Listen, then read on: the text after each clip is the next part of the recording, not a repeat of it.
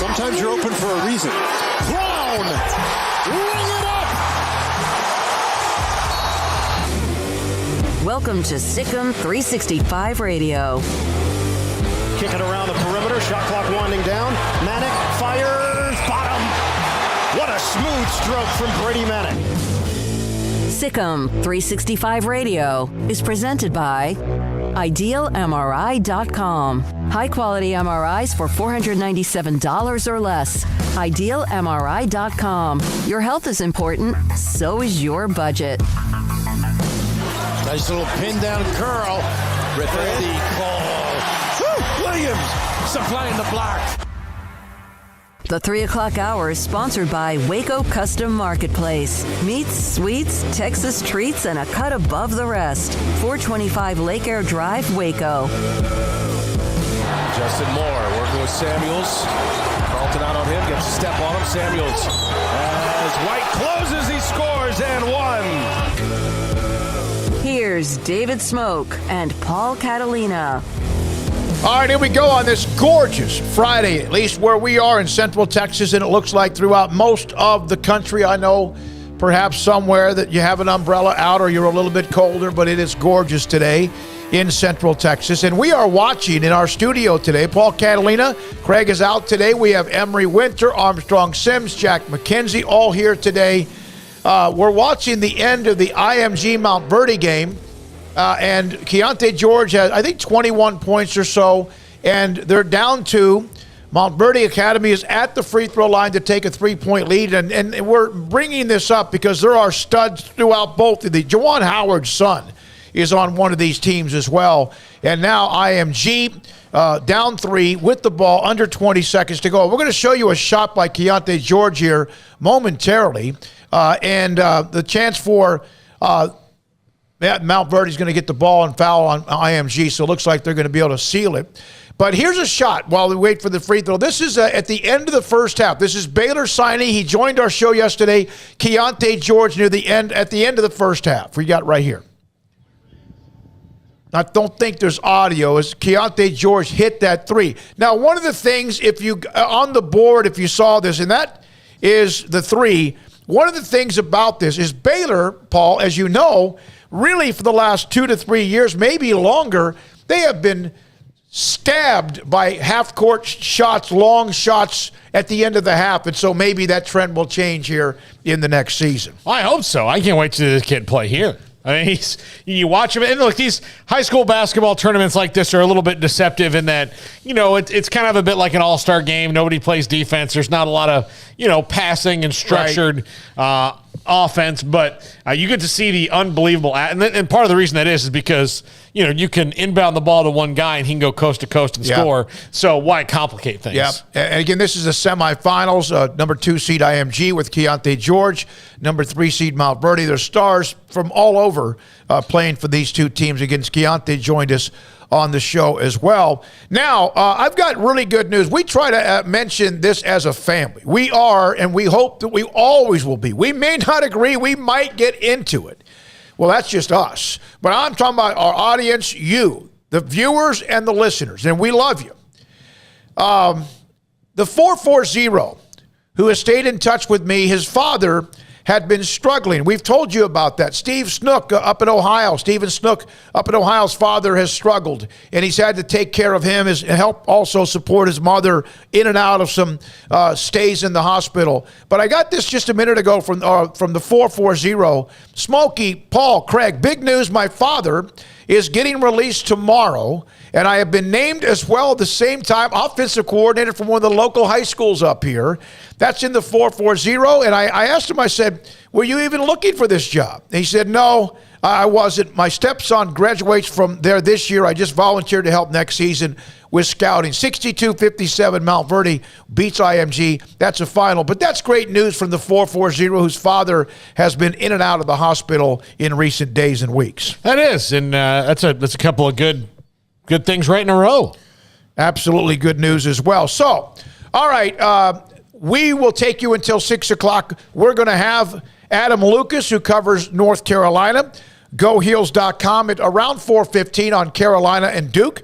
We'll have Matt Tate, covers KU, at 3:40. And then also Travis Reeder, who writes for Sikkim365.com, a college football, one of our analysts, will give us an idea. I said, I'd like you to come on and kind of tell, in your opinion, who needs or who will you think flourish with spring drills. So he'll join us today a little bit after 4 o'clock. Jared Sandler, who covers the Rangers pregame, postgame, and sometimes a part of the broadcast itself. He will join us today at 4:30. And Art Strickland covers the PGA Tour a little after 5 as we are on the eve of the week of the Masters at Augusta National. Paul Catalina today at 5:55 with his top 5. What's it about today, Paul? It's kind of an all-encompassing top 5 about the Final Four. Okay. Here might be, and I don't know how many of you saw this. You have cut-ins, reports. We have sometimes we'll go to somebody, a pregame or whatever, to get an update. Could be Colt, could be Grayson, could be Craig or Paul, could be me, whoever. And here is one of the best, most honest pregame show reactions. And you may have seen this because this has kind of gone viral. As it was right before a basketball game, and the sportscaster in studio was going to ask someone who's a part of the TV station to give them an update on an injury. Before I let you go, Hastings, I saw Jermichael Green warming up behind you. Any word yet on if he's able to go tonight? I think he was questionable coming into this game. I'll ask him. Where'd he go? Yeah, Hey, he was on. Hey, Jermichael, you playing? No, he's not playing. That's how you do it. I don't know why you got to wait for all these letters. I got to wait for all these letters and stuff to come out. Just ask the dude. He said he wasn't playing. That's as honest, transparent, and real as it gets. Now, Jermichael could have been on the other side, so I don't know. So that was pretty cool that he was right there. Well, I mean, and sometimes guys warm up and they don't play. So, I mean, you see him, you're like, oh, my gosh. People get excited. Look, I can't tell you how many times I saw tweets of, like, LJ Cryer. Yeah, like, I know. No, he's just out there trying to get loose or, especially at Kinjo, the couple weeks where he was injured, they just wanted him to get get out there and move. Like, oh, here's a Kinjo. Like, I don't think so, buddy. Not going to happen. But that's just the best way to do it. Here's another thing. I'll tell you a little media lesson. This is why you let media spend some time with the team, so that they can establish relationships. And it also leads you. Most people aren't out to get you. They're not. They just want to know the facts. And so that's the team announcer. He's comfortable enough with the players to turn around and ask him, and he says yes or no, and that's it.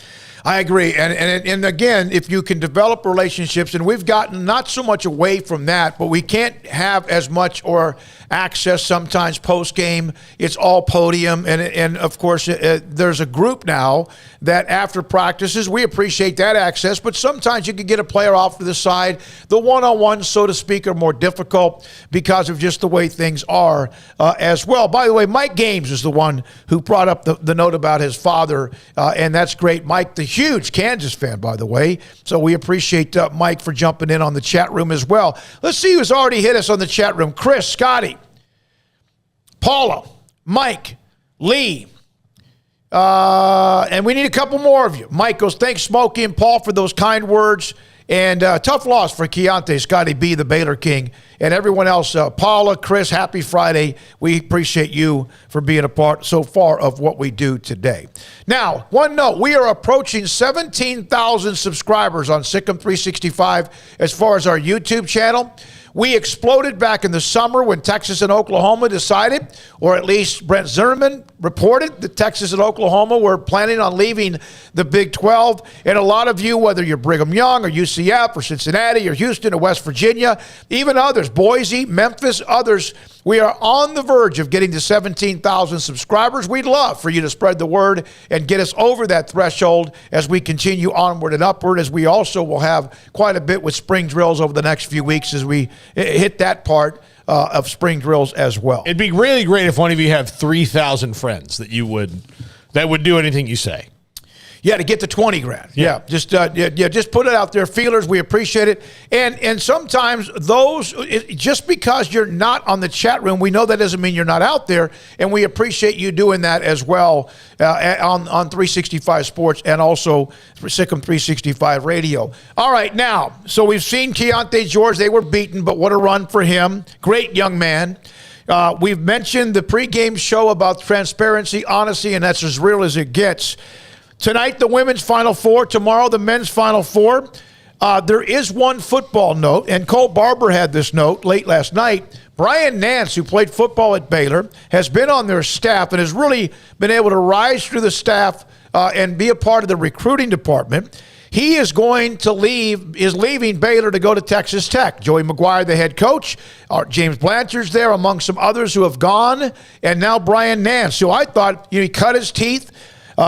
He went through some academic, I guess you say, hurdles, but I love the guy. And same thing with James Blanchard, but he's leaving Baylor and will move on to Texas Tech. Colt said that Baylor should have an announcement somewhat soon on who they will replace him with in that recruiting and personnel, not the personnel, but in the recruiting department. Brian Nance is a guy who has an unbelievable work ethic, so I would not be surprised to see him be 5-7 years from now somebody's top recruiting assistant, because he is that kind of hard worker and relationship person. And lost his scholarship or lost the ability. What did he? He's academically ineligible. Yeah. He drives in from, I think it's Temple. He's got a family. I hate to see him go, but if in fact there's a better opportunity for whatever reason it might be, whether it is money or an option or an opportunity or a position, then go, Brian Nance. Go live your dream. I also think that it's also good to, even if he winds up back here at Baylor one day, to get out and get experience in different places, because then you can bring different knowledge or different things you wouldn't normally know back to the place you are, as opposed to you're being in the same place. To each their own, but I think that can be a good thing. I agree. A couple of notes on the chat. Biscuits and Gravy. Following you guys on the chat in DFW, at DFW, waiting for a flight to New Orleans, which she thought, I would think, might have included Baylor in the Final Four. But, of course, that ended in Fort Worth against North Carolina. It's never really a bad time to go. No, you could just all of a sudden tomorrow say, I'm going to New Orleans. There's nothing wrong with that. From also Lee, other Big 12 schools stealing Baylor coaches. Left and right, imitation is the most sincere form of flattery, I guess. And you're right about that. Eric Nefrin, and I hope I said that last name right, Eric. I mentioned when we exploded on the YouTube channel from 2,700 to like 10,000, now closing in on 17,000.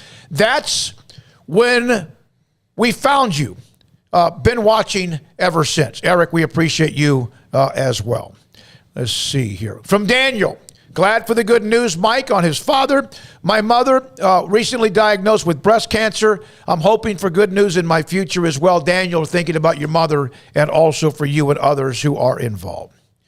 From Chris, good news, Baylor player in the latest mock draft. The Steelers projected to take Petrie from Baylor in the third round. I don't think he makes the I don't know if he will or not, but, he had obviously Baylor had some players who we mentioned. We interviewed Jalen post pro day and then yesterday with Raleigh Tejada. Who knows what happens? And a lot of times you see, can't get out of the first day, may not go. Who knows? We've seen drops and we've seen others who have surged up the ladder, and there's still time before that occurs. Also, women's Final Four, I mentioned that Louisville, South Carolina, UConn, and Stanford. The United States, Jack did not want to come on camera and or give us his knowledge. They are in Group B, Paul. Yes. World Group Cup. B. The draw came today, and they are in Group B with England. Yes. That's, it would be, that's daunting. And I don't think we expect, the U.S. to make a long run, but it'd be nice to see them get a win, do something right, and build on that for when it comes to North America in 2026. Yeah, I don't know. I'm not going to act like I know what all that means. I do know this, that England is good when it comes to soccer, and they've won one of the, as Jack made sure he told me, one of the few countries that have ever won the World Cup. Not as good as the English people would like them to be, though. How about, no, really? Is that, no, they haven't won since 1960, absolutely. so. The one of the others that will be a part of that group will be either winner of the Wales or Scotland-Ukraine match. So that's, they haven't even filled out their group. So they have some play in, that's the first four in type stuff. Yeah, Wales is very good. Very good, right, Jack? Yeah, Wales very good. You got to watch the Welsh. Sean Connery was Welsh. I'm not good about, I'm pretty decent about flags. Is that Iran? Yes. Also in Group B. Thought I was right about that one. So that's that and the World Cup. One other local Baylor football note. No, I'm sorry, he was Scottish. I'm sorry. My bad on Sean Connery. It's Scottish? Yeah. I said Sean Connery is Welsh. No, I'm Pierce talking Brosnan about that flag in the Group B, Iran. But no, he said, I was saying Wales. And then okay. So you gotta Chris Platt, who played a long time at Baylor, had some issues with injuries, was also a track athlete as well. He was released by the New Jersey Generals, released by them as they're making some release teams in the USFL as they head towards their opener that will be this month because today is April the 1st. We're going to hear from Adam Lucas in a minute. We weren't going to have him on, but Armstrong threw a fit. Started pouting because we had not had enough coverage this week about North Carolina, and so we'll have Adam Lucas here momentarily. Then Matt Tate will join us on Kansas. Everybody, how about that tournament? Think about the four teams. Villanova, Kansas, and then the nightcap, North Carolina and Duke as well. I can't wait. I can't wait to sit back, relax, and enjoy it as well. We're now joined by Adam Lucas, GoHeels.com. We've had Adam on before. Always appreciate his insight. Adam, it seemed like it was just yesterday when they had that game at Cameron, and we had you on the week after that. But how about these two teams, the collision course, North Carolina, Duke? What's it been like this week as far as the fan bases? I think everybody's pretty stressed out, to be honest. Not the players necessarily, but certainly the fans. This just isn't something I don't think anybody really ever wanted to see. But now we're just a little bit over 24 hours from it happening. So most people around the country that aren't fans of either Duke or North Carolina would assume this is a dream scenario. You get to beat your biggest rival for a chance to win the national championship or play in the national championship game. But from what you're saying, this is not any scenario that any Duke or UNC fan would ever have drawn up on their vision board. I don't think so. I think because you might also lose to your biggest rival with a chance to play for the national championship and have to hear about it for the next 100 years. It's a game that hasn't happened in the past 60 or whatever of the NCAA tournament. Honestly, it is kind of surprising that it hasn't happened. I mean, these two teams have played in 38 Final Fours and never played each other. Really close, of course, in 1991, but that's as close as it's been. And it finally happened somehow. You know, Adam, I'm going to bring a personal note into this. Back in the late 70s, Nebraska, Tom Osborne, in football were always elite, but they couldn't beat Oklahoma. And Barry Switzer, of course, and his teams were great, and national championship or two that decade. And then finally one year, Nebraska, like in 78, Billy Sims was the running back, a Heisman Trophy winner. Nebraska beat them. And then the bowl schedule came out, and you never see this. They matched them up together to play in the Orange Bowl, and Oklahoma won that game. And it was almost like it took away the taste of the game that was on Thanksgiving Day. Would that feel the same way if North Carolina doesn't beat Duke, or even worse? I think it would be similar. I mean, I think the one difference being that was Mike Krzyzewski's last game at Cameron, and he's not going to get another one of those. So I think that's always going to be there. And I think it somewhat depends on what happens on Monday night. Whichever one of these teams advances, if they don't win the national championship, I think that takes a little bit of the sweetness off beating whichever one you beat on Saturday, because then all you did was you won the biggest game of the year, but then you lost the biggest game of the year 48 hours later. So there are a lot of variables at play this weekend in New Orleans. How much of these two teams changed at all since the last time they played less than a month ago?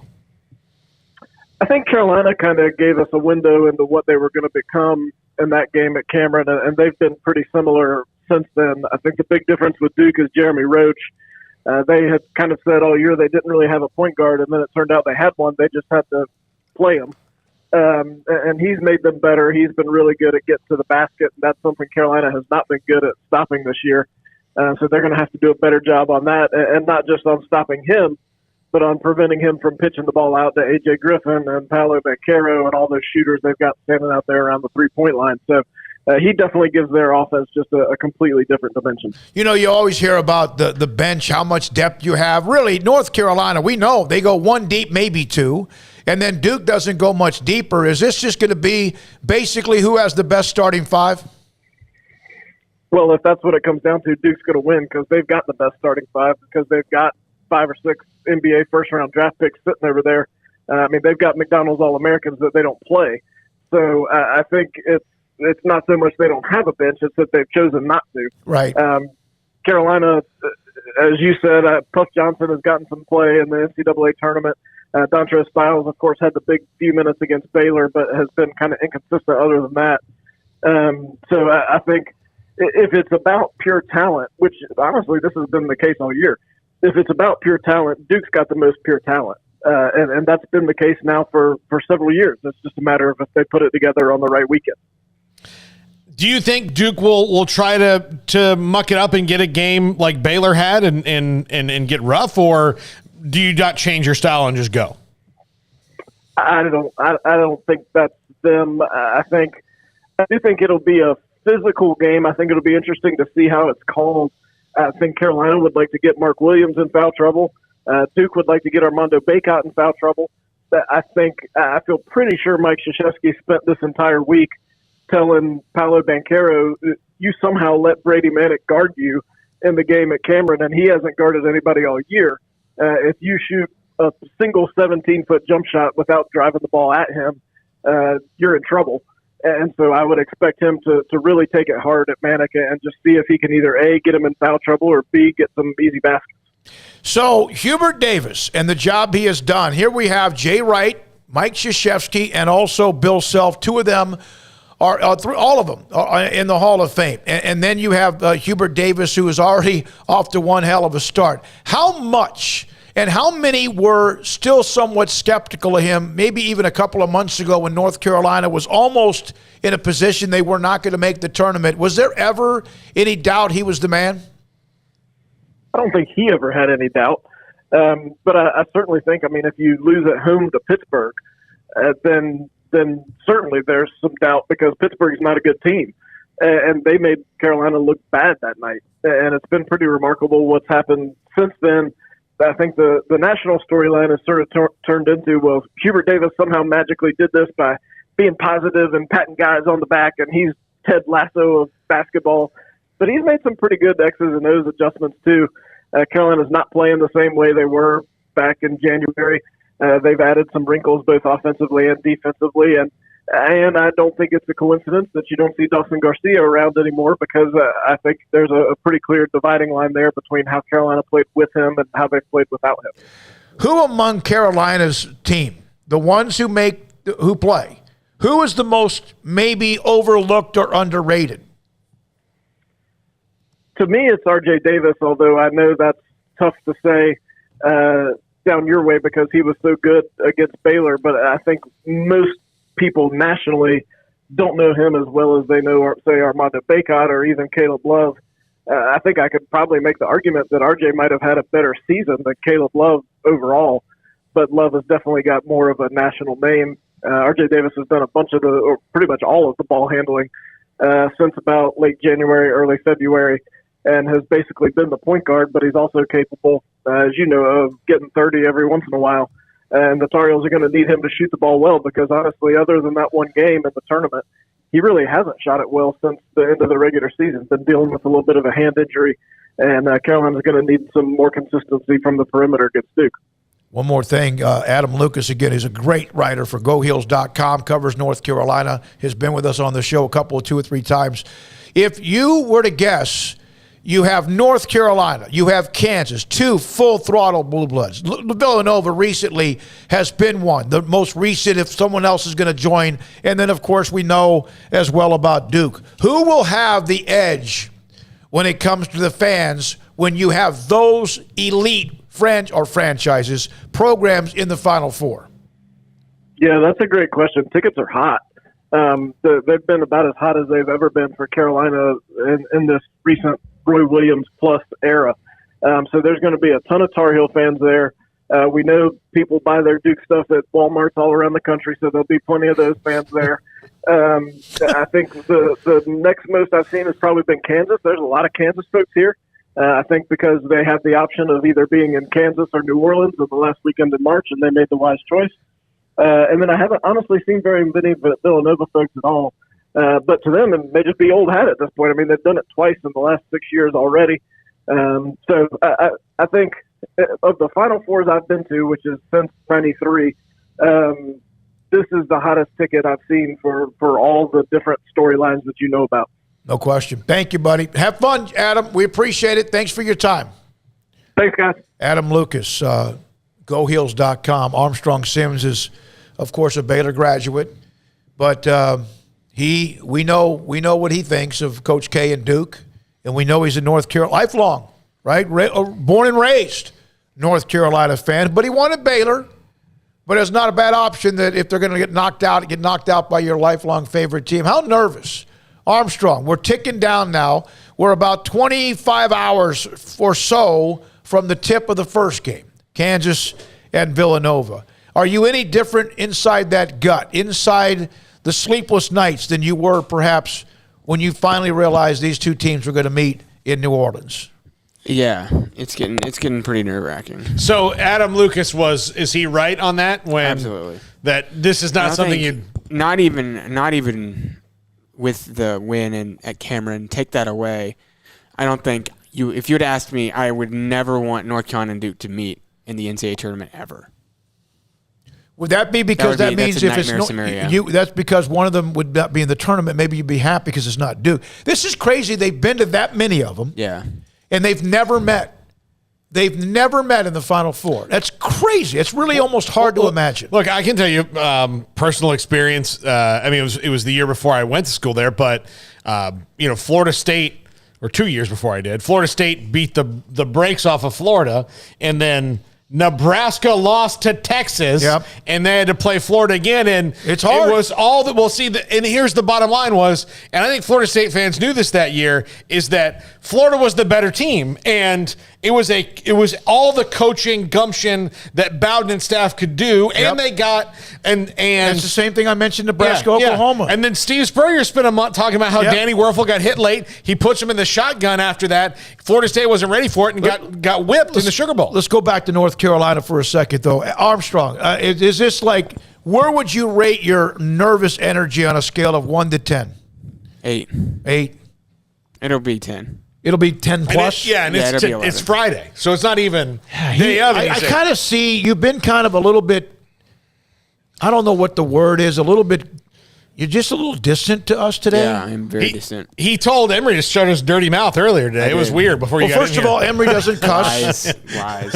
You just seem like you're a little bit on edge today. I'm going to get under your skin. When you walk in the door, I get on edge. But yeah, I am on edge. Is this making it worse that I'm bringing it up, or is this helping you vent a little bit? Well, one thing that helps is I was there in 2009 when North Carolina won the championship. I was at the game in 2016 when Villanova hit the buzzer beater. So I don't really think much can be worse than that. I was there in 2017 when North Carolina won.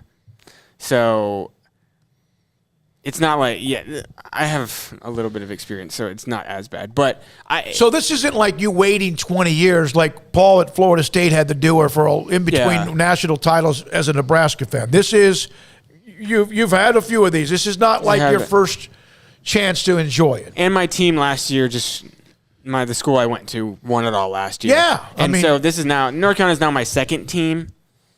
So that takes a little bit off it too. I can imagine, though, as soon as you saw that thing happening, North Carolina, it took a while because they had to get through some good people, and Duke did too. Hell, they had to beat Tech. And then you could see that happen, and I bet it kind of almost starts bringing heartburn. Your face starts getting warm. My God, you got to play them again. Your example of Florida State, mine of Nebraska upsets Billy Sims in Oklahoma. Yeah, and then they have to play them in a bowl game, and of course they weren't going to beat them. Yeah, and it's hard to. I mean, it's hard to beat a team that's your rival at one time. I mean, the one time you have to play them, and then especially if you were the team that wasn't supposed to win the first time. UNC wasn't supposed to win in Cameron Indoor on Coach K Day. I mean, that was supposed to be the triumphant exit Duke orgy that it was, and they came in and ruined it. And so now Duke, has to be a little fueled by that. They've probably thought all year that they've been better than UNC, especially given the way that the game went the first time they played them. They're mad about how it went down, and they let Coach K down that day. And so now here they are in the Final Four. So yeah, if I'm a UNC fan, I'm white knuckling this a little bit. I agree because you had such the perfect win at Cameron Indoor, and thought that was it. Yeah, and here comes the evil Coach Krzyzewski and Duke. So evil. Hey, Scotty B says, just relax, Armstrong. So, yeah, Scotty B, who is full throttle, not gonna happen. Who has his blood is like a Red Bull or Monster or Celsius, is which I've heard. Is a new one. Chris asked in the chat room, by the way, he says, orgy, Paul, where's your mind today? Why did you say orgy? What else was it? I mean, how else can I describe that? Give me a better word than what that was. Well, there may be something better. No, I mean, the way that was. I mean.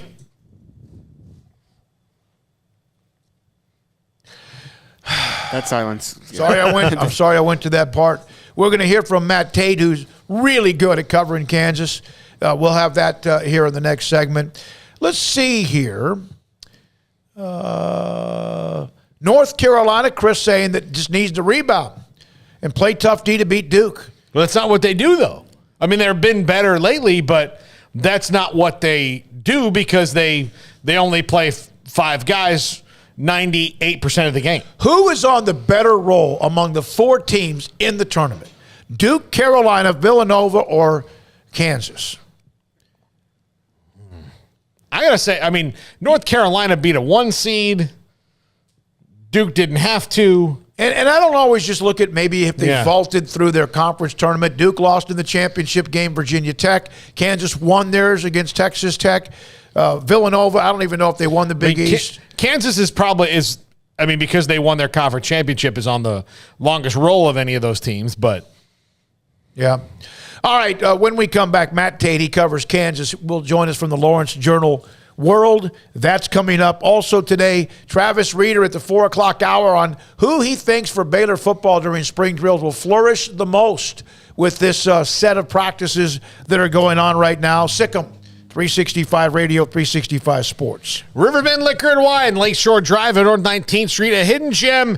They always have something new going on at Riverbend Liquor and Wine. And you can check out Facebook and Instagram to see what it is, whether it's new product rolling in the door, a new craft beer, a new high-end bourbon, a new wine, a new vodka, a new seltzer, whatever it is. They always churn the roster. You're not going to walk in there and see the same things over and over again. But that doesn't mean that they don't have the classics, because they certainly do. So whether it's the classics, the new stuff, the fun stuff, they've got it. Riverbend Liquor and Wine, Lakeshore Drive at North 19th Street. Find out more on Facebook and Instagram. Cars priced right both day and night.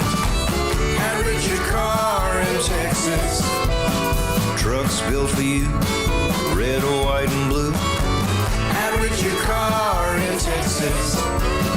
Cars that zoom with lots of room. At Richard Car in Texas. Count on us, a dealer to trust. At Richard Car in Waco, Texas. Did you know that 1 out of every 4 men have symptomatic low levels of testosterone and don't even know it? And if you think you're too young to worry about it, guess again. Low T levels can make you feel tired and grumpy, cause weight gain, and wreak havoc on your sexual desire and performance. Petty Clinic Low T can set up same-day blood screening and results, so if you're tired of being tired, I challenge you to man up and Google search Low T Waco or go online pettycliniclowt.com. It's a private clinic with an atmosphere catering to men. Affordable, only $150 a month, includes lab work, office consultation, testosterone injections, follow-up visits compared to $395 a month in Dallas or Austin, and you don't have to fight the traffic. Petty Clinic Low T as board-certified physician consultations will provide the best form of brand-strength testosterone available. Contact Petty Clinic Low T today, just off Highway 84 and Old Hewitt Drive in Woodway. Petty Clinic Low T, helping men become the high-performance men they deserve to be. PettyClinicLowT.com or Google search Low T Waco. In the market for a quality metal building? Since 1943, Pioneer Steel and Pipe has helped Central Texas residential and commercial customers with metal building design, panel options, building components, and trim options. Pioneer Steel and Pipe's residential line is energy efficient, offers low maintenance, reduces insurance payments, is impact resistant, and carries up to a 45-year limited warranty. In addition, they can also help you find a metal building contractor for your project. Pioneer Steel and Pipe with locations in Waco and Bryan and at pioneersboys.com.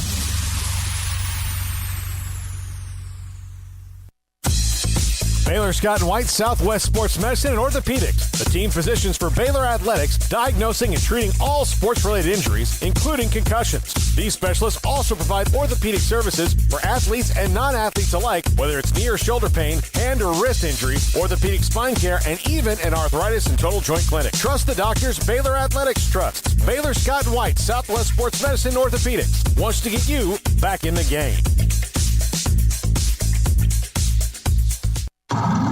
It's plain and simple. Waco Custom Marketplace is the one-stop shop for what you need for tailgating, from charcoal, cold beer, and wine.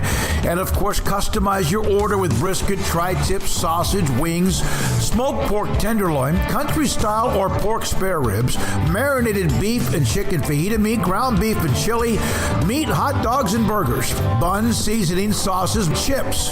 There's fresh baked bread and kolaches every day, breakfast sausage links, and you can also customize your favorite cut of steaks from select, choice, or prime, bacon wrap fillets, ribeyes, New York strips, sirloin, T-bone, and porterhouse. Full service butcher shop includes pork, poultry, beef, chicken, and seafood, serving Waco restaurants and families since 1940. Your one-stop shop for beef, pork, poultry, and seafood needs. Waco Custom Marketplace, 425 Lake Air Drive, or WacoCustomMarketplace.com.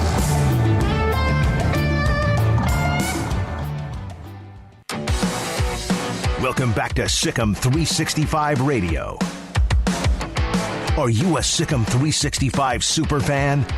Then try out our premium subscriptions at Sikkim365.com. Sikkim 365 Radio, 365 Sports. The top of the hour, we'll get into Baylor spring drills in football. Also at 4:30, the Rangers in Major League Baseball, they're about to start in a week. We're not joined by Matt Tate, Lawrence Journal World. He joins us on Sikkim 365 Radio. Matt, thank you. We've had you on many times. Always great insight for Kansas. Who would you say right now, among the four who are all obviously playing very well, is Kansas the most red hot of the four entering the Final Four? Oh, that's a tough question. It's got to be KU or Duke. I think offensively, Duke's probably the answer. Duke seems like they've been on an absolute terror on the offensive end. Their defense is leaving a little to be desired and still hasn't really been anything to write home about or anything like that, whereas I think the Kansas defense has really improved and been a strength for them this postseason. But to say one over the other, I don't know if you can quite do that, but I do think obviously all four teams are hot. I mean, you could really make a case that North Carolina's as hot as anybody. The way they beat Baylor, as you guys know, really just propelled them to this new.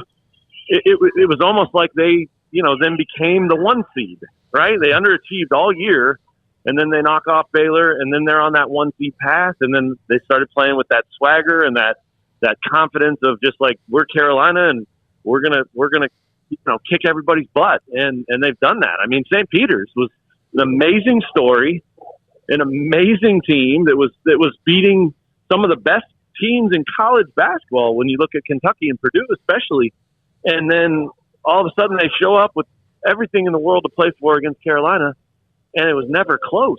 So I think all four teams are really hot, and I think Bill Self said yesterday that any one of these four can win this thing, and that's what makes this such a powerhouse Final Four, and of course the history and the tradition and just everything that goes into all four of those programs. But man, I've covered four of these, and this is definitely the coolest that I've seen it, just because of all the tradition with all four programs, and then you've got the Coach K storyline and all that stuff. I mean, it's it's been a long week, so we get to play basketball tomorrow, and by we I mean they, and I'm ready to watch. Matt, if Kansas and Villanova gets into the 70s, would you say that means Kansas is probably going to win the game? But if Villanova can keep it in the 60s, then they have a reasonable shot to knock off the Jayhawks? Yeah, I think that's fair. I mean, what Jay Wright has talked about all week is just how impressed he is with KU in transition and their speed and what kind of challenge that presents for Villanova. So I don't know that he's going to go into the game trying to take that away entirely, but I do think they'll do some things to try to slow that down, and whether it works or not is another story. But I also think that their style, the way they play anyway, is sort of predisposed to be that type of game, and it's not like they're going to have to do anything out of the ordinary for them. They're just going to have to execute and play very well. So I think that benefits them. It's not like they have to go out there and change who they are just because, well, this team has to, or we match up with this team differently. We better do this or zig or zag or whatever. I don't think that's the case at all. I think they're going to be who they are, and Kansas is going to show up and try to be who it is. And whichever one can sort of assert their will on the other is probably going to have a really good chance. And when you look at it in those terms, you have to like KU's chances just because Villanova without Justin Moore, major loss, man. I mean, you hate to see that happen to any program at this time of year, especially for the young man himself. But that's a big, big loss. And they're lucky, I guess, in a sense that it happened in an Elite 8 game and not a Sweet 16 game, because to turn around Sweet 16 to Elite 8 and try to adjust and figure that out in one day would have been really challenging. They have at least had all week to get their heads around how they're going to play without him. And I'm sure they'll be ready. I mean, they've got talent and they've got next man up philosophy and all that stuff. But there's just, it'd be like taking Christian Brown off of this Kansas team. If Kansas was playing without him, you would have to say advantage whoever the opponent is. I mean, it's just that player, that type of presence on a roster, on a team, on the floor, all that is just, I mean, that's just so hard to overcome. So by no means do I think it's going to be easy for Kansas. I think Villanova is way too tough, way too disciplined, way too experienced to just show up and be like, well, we have this built-in excuse. We'll take it. We're going to try hard, but boy, we probably just don't have it in the cards for it to be us. There's no way that's how they're going to think. They're going to think we should win this game, and they're going to find a way to do it. But again, I just think it's a huge advantage for Kansas that's a team they're matching up with without one of their best players, and then they were already sort of thin to begin with, and now they're even thinner. So, Kansas is going to want to push, play as fast as they can, but that's nothing new. They've been trying to do that for the last month and a half, and they've done it really well. Matt, obviously they've had to be patient, and Remy Martin is paying off for right now, but how close was it where Bill Self was just kind of not fed up, but just did not know if he'd ever turn the corner? I know he was hurt at some point, but there still seemed like there was still something missing. Yeah, he was hurt. He was hurt a long time, and I think it was really close. And not because Self didn't want to give him time, and not because Self didn't want him to come back, but because at some point you just have to cut bait. You know, like you can't go into the postseason preparing to play a guy that you haven't seen play in 2 months. And it didn't get to that, but if he wasn't able to come back when he did, they were getting really close to having no time to get him reacclimated and to get the chemistry back with his teammates and things like that. And as it was, it took a little time. I mean, they were on a pretty good run. I think they'd won 7 or 8 in a row before they came down to Waco. And that was actually Remy's first game back. And he didn't do much that night, but they lost, you know, and by no means was anybody, myself included, saying, oh, Remy's back, they lost, there's the reason. You know, it wasn't that. It had everything to do with Baylor that night. But it was sort of an underlying thing in that game, I think, where at least for me, it really made me look at that and go, oh, yeah, I guess they weren't used to those minutes going to that guy, and nobody's really used to what he does on the floor, and that includes him. So they kind of did that, readjustment on the fly, and really you have to give everybody involved a ton of credit. You give Remy credit, you give Self and his staff credit, you give the KU players credit. I mean, they have all made this thing work to the point where it has gotten them to New Orleans, and they wouldn't be here without it. There's no question about that. So it was close because I think Self needed to see 3, 4, 5 games with Remy, at least available and as healthy as he could be before he was going to say, yeah, I'll trust that guy and play him in the tournament. I mean, that just wasn't going to happen if he didn't come back in time. So it was close, but man, it all lined up perfectly, and they ended up getting this late season addition, wild card, X factor, whatever you want to call him, and not only has that added to their team, not only has that made them a different team, but it's also made Kansas really hard to scout. And I wrote a whole story about this a couple weeks ago. I mean, there's just not a lot of film on what KU looks like with Remy. There's more now than there was, at the start of the tournament. But when you start this thing and you don't have but 8 to 10 minutes here and there of quote unquote good Remy on film, I don't know how you scout. I talked to a couple of coaches. I talked to McDermott at Creighton. I talked to Scott Drew, in fact, about it. I talked to the Texas Southern coach, a couple others, and almost across the board, they all said, well, we've seen Remy before. We know what he's capable of from his time at Arizona State. And while that is true, and he is still in many ways that same guy, he's not exactly that. And Kansas is a whole different story, and they're using him differently. And so, scout it that way at your own risk. I don't think that's the way to do it. I mean, if it was just a one-on-one game or a pickup game, maybe, but he's being used totally different than he was in the past, and that's been an advantage for Kansas too, because it's just really hard to prepare for.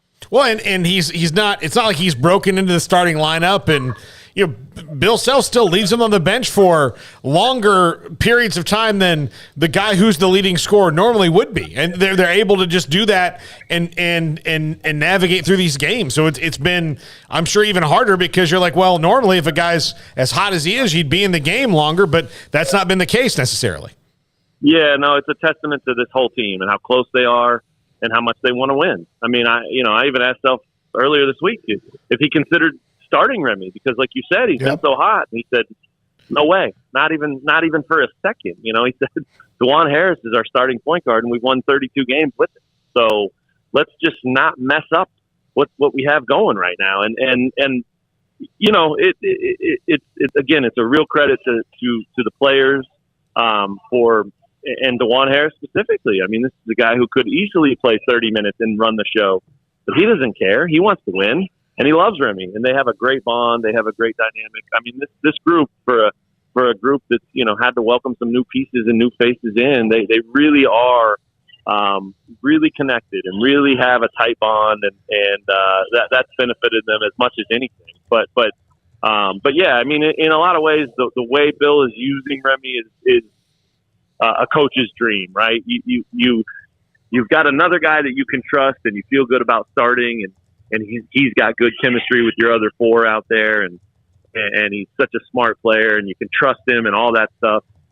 And then at the under 16 timeout, that first media timeout, 4, 5, 6 minutes into the game, you can get Remy up and you can say, go do your thing, go be you, and bring some energy, bring some personality, bring some electricity, and he does it. And I mean, he's come in like clockwork in that spot in the same time of every game here lately. And I mean, he comes in and almost immediately, like within seconds, almost immediately makes an impact and gets the team on a whole other trajectory. I mean, they just catch momentum just from him simply being out there. So, rotation and guys knowing roles and all those things are so important to get to this point. I mean, there's so many talented teams in the country. There's so many teams that could be here, but a lot of times it's the team that has that stuff locked up where guys just know who they are, they know what they're expected to do, and they have a comfort within that. And this team has exactly that. I mean, Bill says it's basically a case of him having 7 starters. And, he's counting Remy and he's counting Mitch Lightfoot as a 7th starter there. And, you have 5 starters. We all know that. But that shows you how just important that 7-man rotation has been. And then after that, they've got a couple other guys that they can throw out there situationally or whatever they need. But, for now, especially in the tournament with these long timeouts and all that stuff, that's been their team. And they've obviously done very well with that group. And now they're 2 wins away from a title, and they're going to be the 2 hardest wins they get all year. So we know what North Carolina, Duke, and Kansas have historically. And then we know that Villanova recently, as much as anybody, has had success with what they've done. Your thoughts about if all 4 are in the building at one time, how do you rank the fan bases? Oh, in terms of what? Just how much they bring it? How much they bring it. I would think Villanova is passionate, but they probably don't have the numbers, obviously, as what Kansas, North Carolina, and Duke, even though Duke's a private school, you wonder about if you were to rank the 4 fan bases, what would you say in order, 1 through 4? Yeah, I don't want to cop out on you here. I don't want to say Duke, Carolina, and Kansas are equal because I don't know that that's exactly true. But man, I'll tell you what, if it's not true, it's close. Yep. I would probably just. Kansas fans travel so well. It's hard for me to rank them 1, though, because maybe I'm just too close to it. I understand it. I've seen it. It doesn't look overwhelming to me because I've seen it for so many years now. So I get the feeling that it's Duke that ranks number 1 by a hair. And then I think Kansas is probably 2. Carolina's right there at that same level or just a hair behind in 3, and then Villanova in 4. So, gun to my head type of thing. That's how I would rank them. I'll tell you what would have been easier, though, if you put Kentucky in this mix. Oh, yeah. They're ranked number 1 because their fans are insane. So it would have been it would have been an easy choice then, and we see it. You know, we see that at the Champions Classic every year. It's KU, Duke, Kentucky, and Michigan State, and even though it's not the Final Four, and their whole fan base doesn't sell out to come down and enjoy that, nothing like that. It's the opening game of the season, and it's usually in New York City or Chicago or somewhere cool, you know. So we get a taste of that, and it is always Kentucky. But Duke travels very well, and they're a national brand too, and Kansas is right there too. So it's I heard yesterday that it's 71,500 tickets pre-sold out here already. It's going to be the largest group to ever watch a Final Four. It's, I would imagine, going to be television rating records. You throw in the fact that it's Coach K's swan song, it just adds to it, and that's what's so cool about this Final Four. It's four crazy good programs that are playing great basketball, but there's so many more storylines than just, oh, these four good teams made it, because you don't get Final Fours without four good teams. Yep. I mean, anybody that gets here is a good team year after year after year. So, you know, the added stuff that's going on here, the added storyline, just remarkable stuff. And like I said, it's been a long week. I'm sure it's way longer for these players. I mean, you know, you go 3 days in a row in the Big 12 tournament, and then you go back to back a couple of weekends with a day in between to have to sit here and wait for the biggest game of your life all week. It's got to be absolutely killing them. I'm sure they're taking the rest and enjoying that, but like I said, I'm tired of writing about it. I want to watch the game and see what happens, and really both games. So it's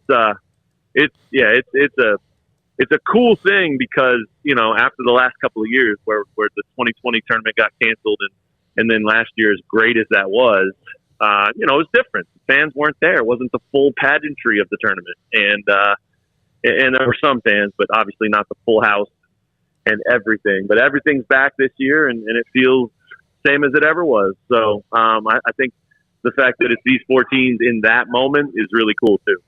Yeah, Smokey and I got to experience the Kentucky fans in Atlanta when the Baylor played them in the Elite Eight in 2012. Sure. Oh, no, there's nothing It was like there was one section of the Georgia Dome for Baylor, Xavier, and I can't remember who else was there. Was it Creighton? Yeah. No, Creighton was the week before. Yeah. But then, like, the rest of it was like Kentucky fans were like, this is just our spot. It was ridiculous. Well, let me tell you a quick story about 2012 when KU was here last, and that was the last time it was here, in fact. And it was Kansas and Kentucky in the title game that year.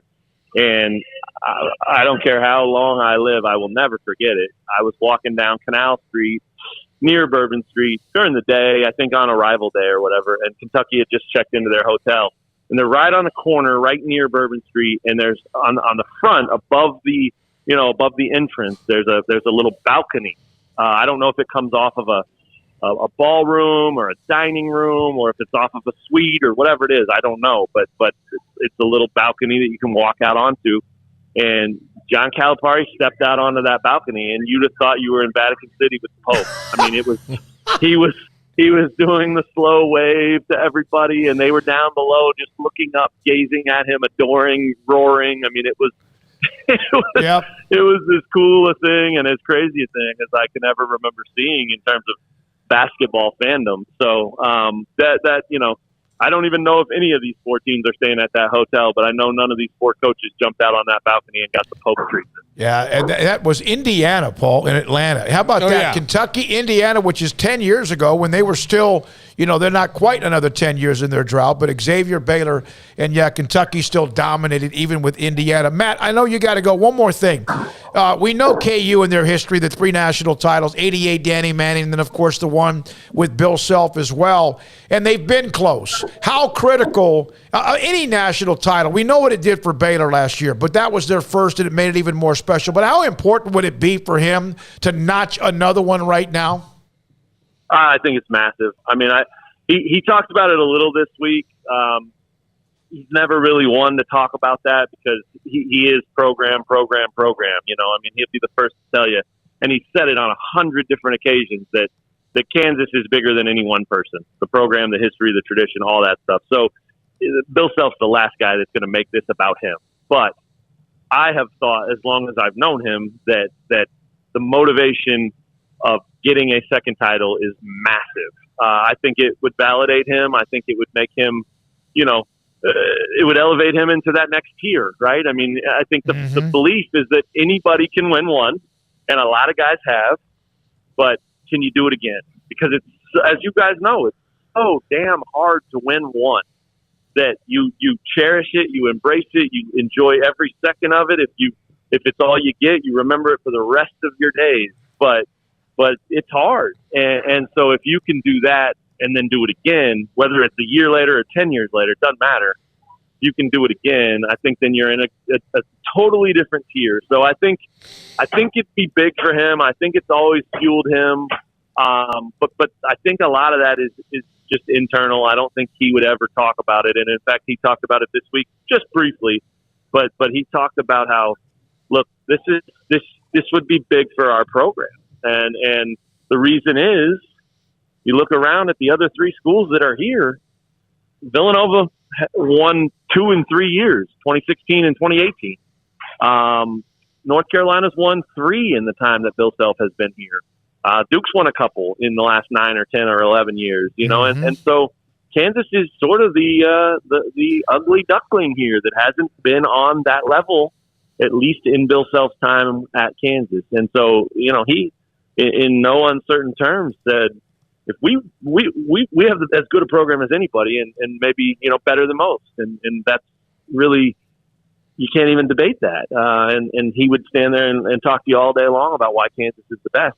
But he said, but if we want to claim that, for every possible way and at every possible minute, we can't get further behind in these titles. We have to cut nets on Monday, and we have to do it again, and we have to do it again after that. And so, for the legacy of the program, for the brand that is Kansas basketball, I think this is big, and that's what he's focused on. And of course, that's what the players are focused on. But you know what? They want to win for themselves, and they want to win for him.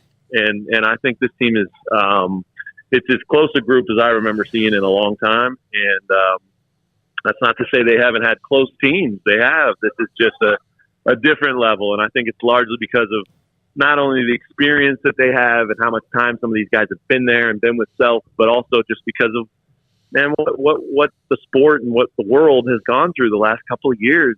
It's brought guys closer together, because there were times there you had nobody but you. I mean, in 2020, they were as good a team as there was. They were ready to be the number 1 overall seed heading into that tournament, and they didn't even get a chance to go play for it. A lot of these guys were there then, and they remember that. And that would suck. I mean, I'm not sure I would ever get over that, So they had to wake up on March 14th or whatever it was and go, well, I guess it's just you and me now. We've only got each other because we're not going to go have a chance to make a run. So let's get back to work and try to do it again next year. And so it took 2 years, but they're back here, and this is where they believe they should have been all along. And now they get a chance to, like I said, they get a chance to swing for the fences. And if they can win 2 more games, they're all of their lives will change, including Bill Self, because as you said, the one is good. And as I pointed out, anybody can do that. There's been a lot of guys do that, but if he can get that second one, his life will change too.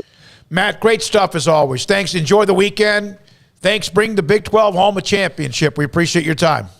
That's what he was talking about today. He even gave a shout out to Coach Drew for always banging the drum for the Big 12. So I think there's a lot of Big 12 people probably root for Kansas, and it'll be a hell of a show. Matt Tate, Lawrence Journal-World, covers Kansas, is very, very insightful and also knowledgeable. And I thought that Bill Self question is important. They have been knocking on the door. He won it, of course, as we mentioned, in 2008. They've been to the Final Four since then, and 12 lost to Kentucky. 18 lost to Villanova. 22, that's where they are coming up this weekend. Yeah. I mean, and I do think that the 2 teams that probably felt the most, and maybe Gonzaga a little bit because they were a good team, but the 2 teams that felt 2020 the most were Baylor and Kansas, because they were both playing really, really well down the stretch. And Kansas, but Baylor was a little banged up. I know that you asked Mark Vidal, any of those guys, COVID is the thing that derailed them from winning in 2020. But they were a little banged up, and Kansas was healthy. And that to me would have given Kansas the edge in 2020. But, I mean, they were kind of on a collision course then. So tomorrow, What time do I come over to watch?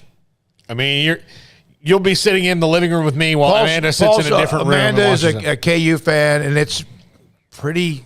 It's intense.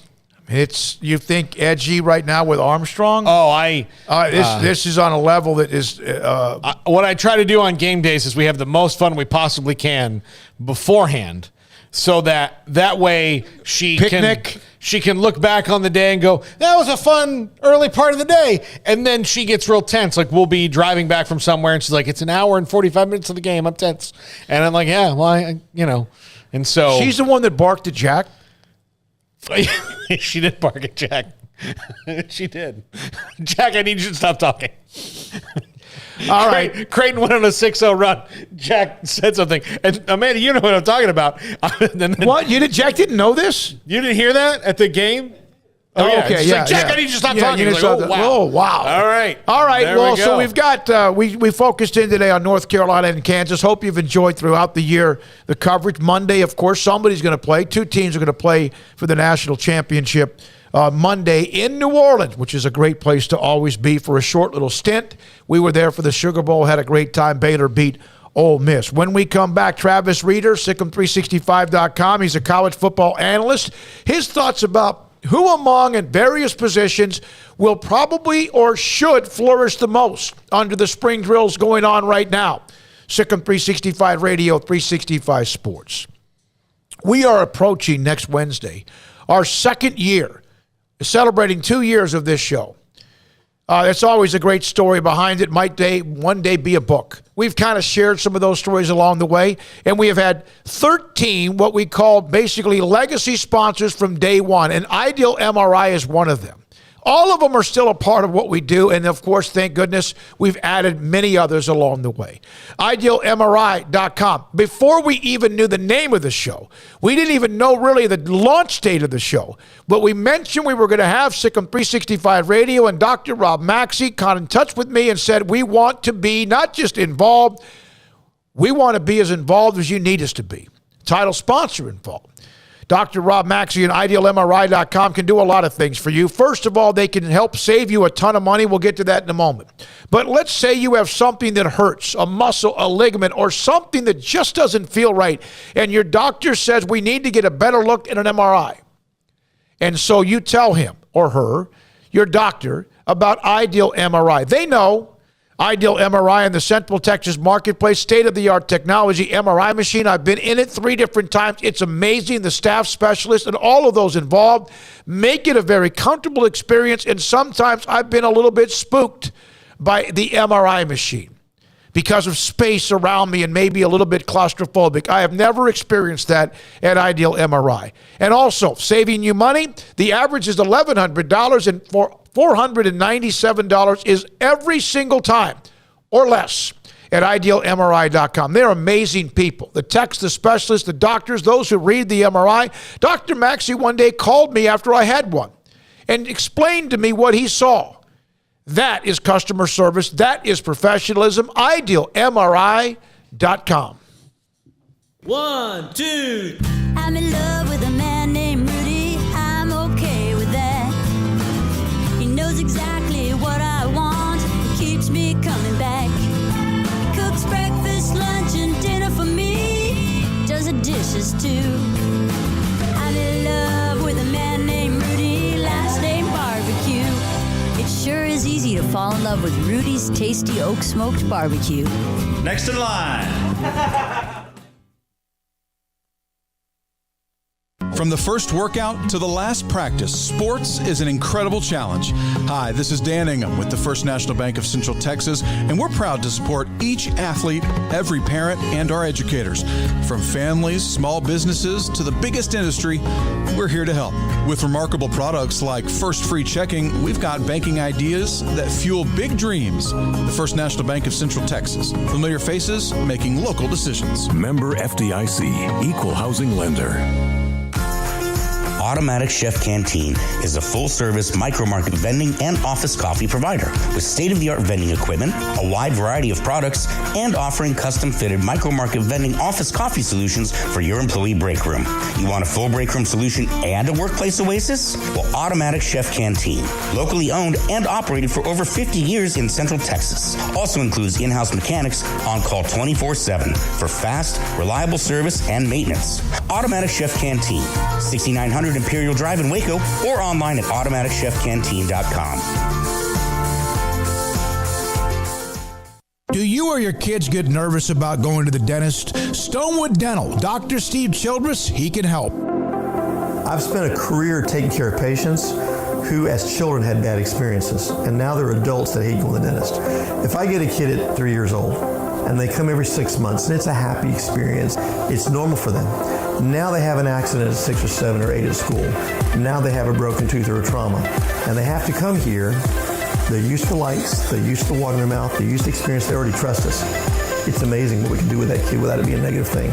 But if I see a 6 or 7 or 8 year old that's never been to the dentist, and now they have a trauma or an unfortunate unexpected toothache, it's harder to do that for that kid and it not be somewhat of a negative experience. So bottom line is I try to teach kids and adults and teenagers and everybody the way I'd want my family treated, which is where it's a necessary part of life. You just take care of it. It doesn't have to be that big a deal.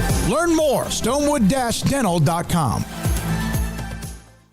When we moved to Texas, we were like fish out of water. We didn't know anyone in our neighborhood until our Texas Farm Bureau insurance agent came to the house. She was so helpful and reassuring, a friendly face with that Texan hospitality I'd heard about. When we purchased a Texas Farm Bureau insurance policy, we knew we were making the right choice. We knew our family would be protected.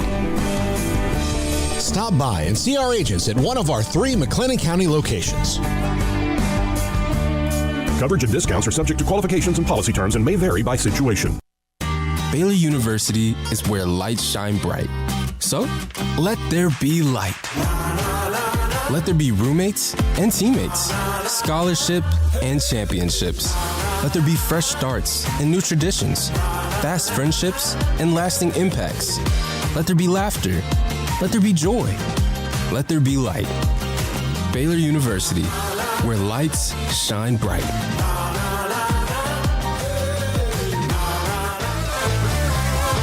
Welcome back to Sikkim 365 Radio. Offset with Smith in the backfield on 2nd and goal. And instead, they come around with the tight end. Ben Sims takes it in.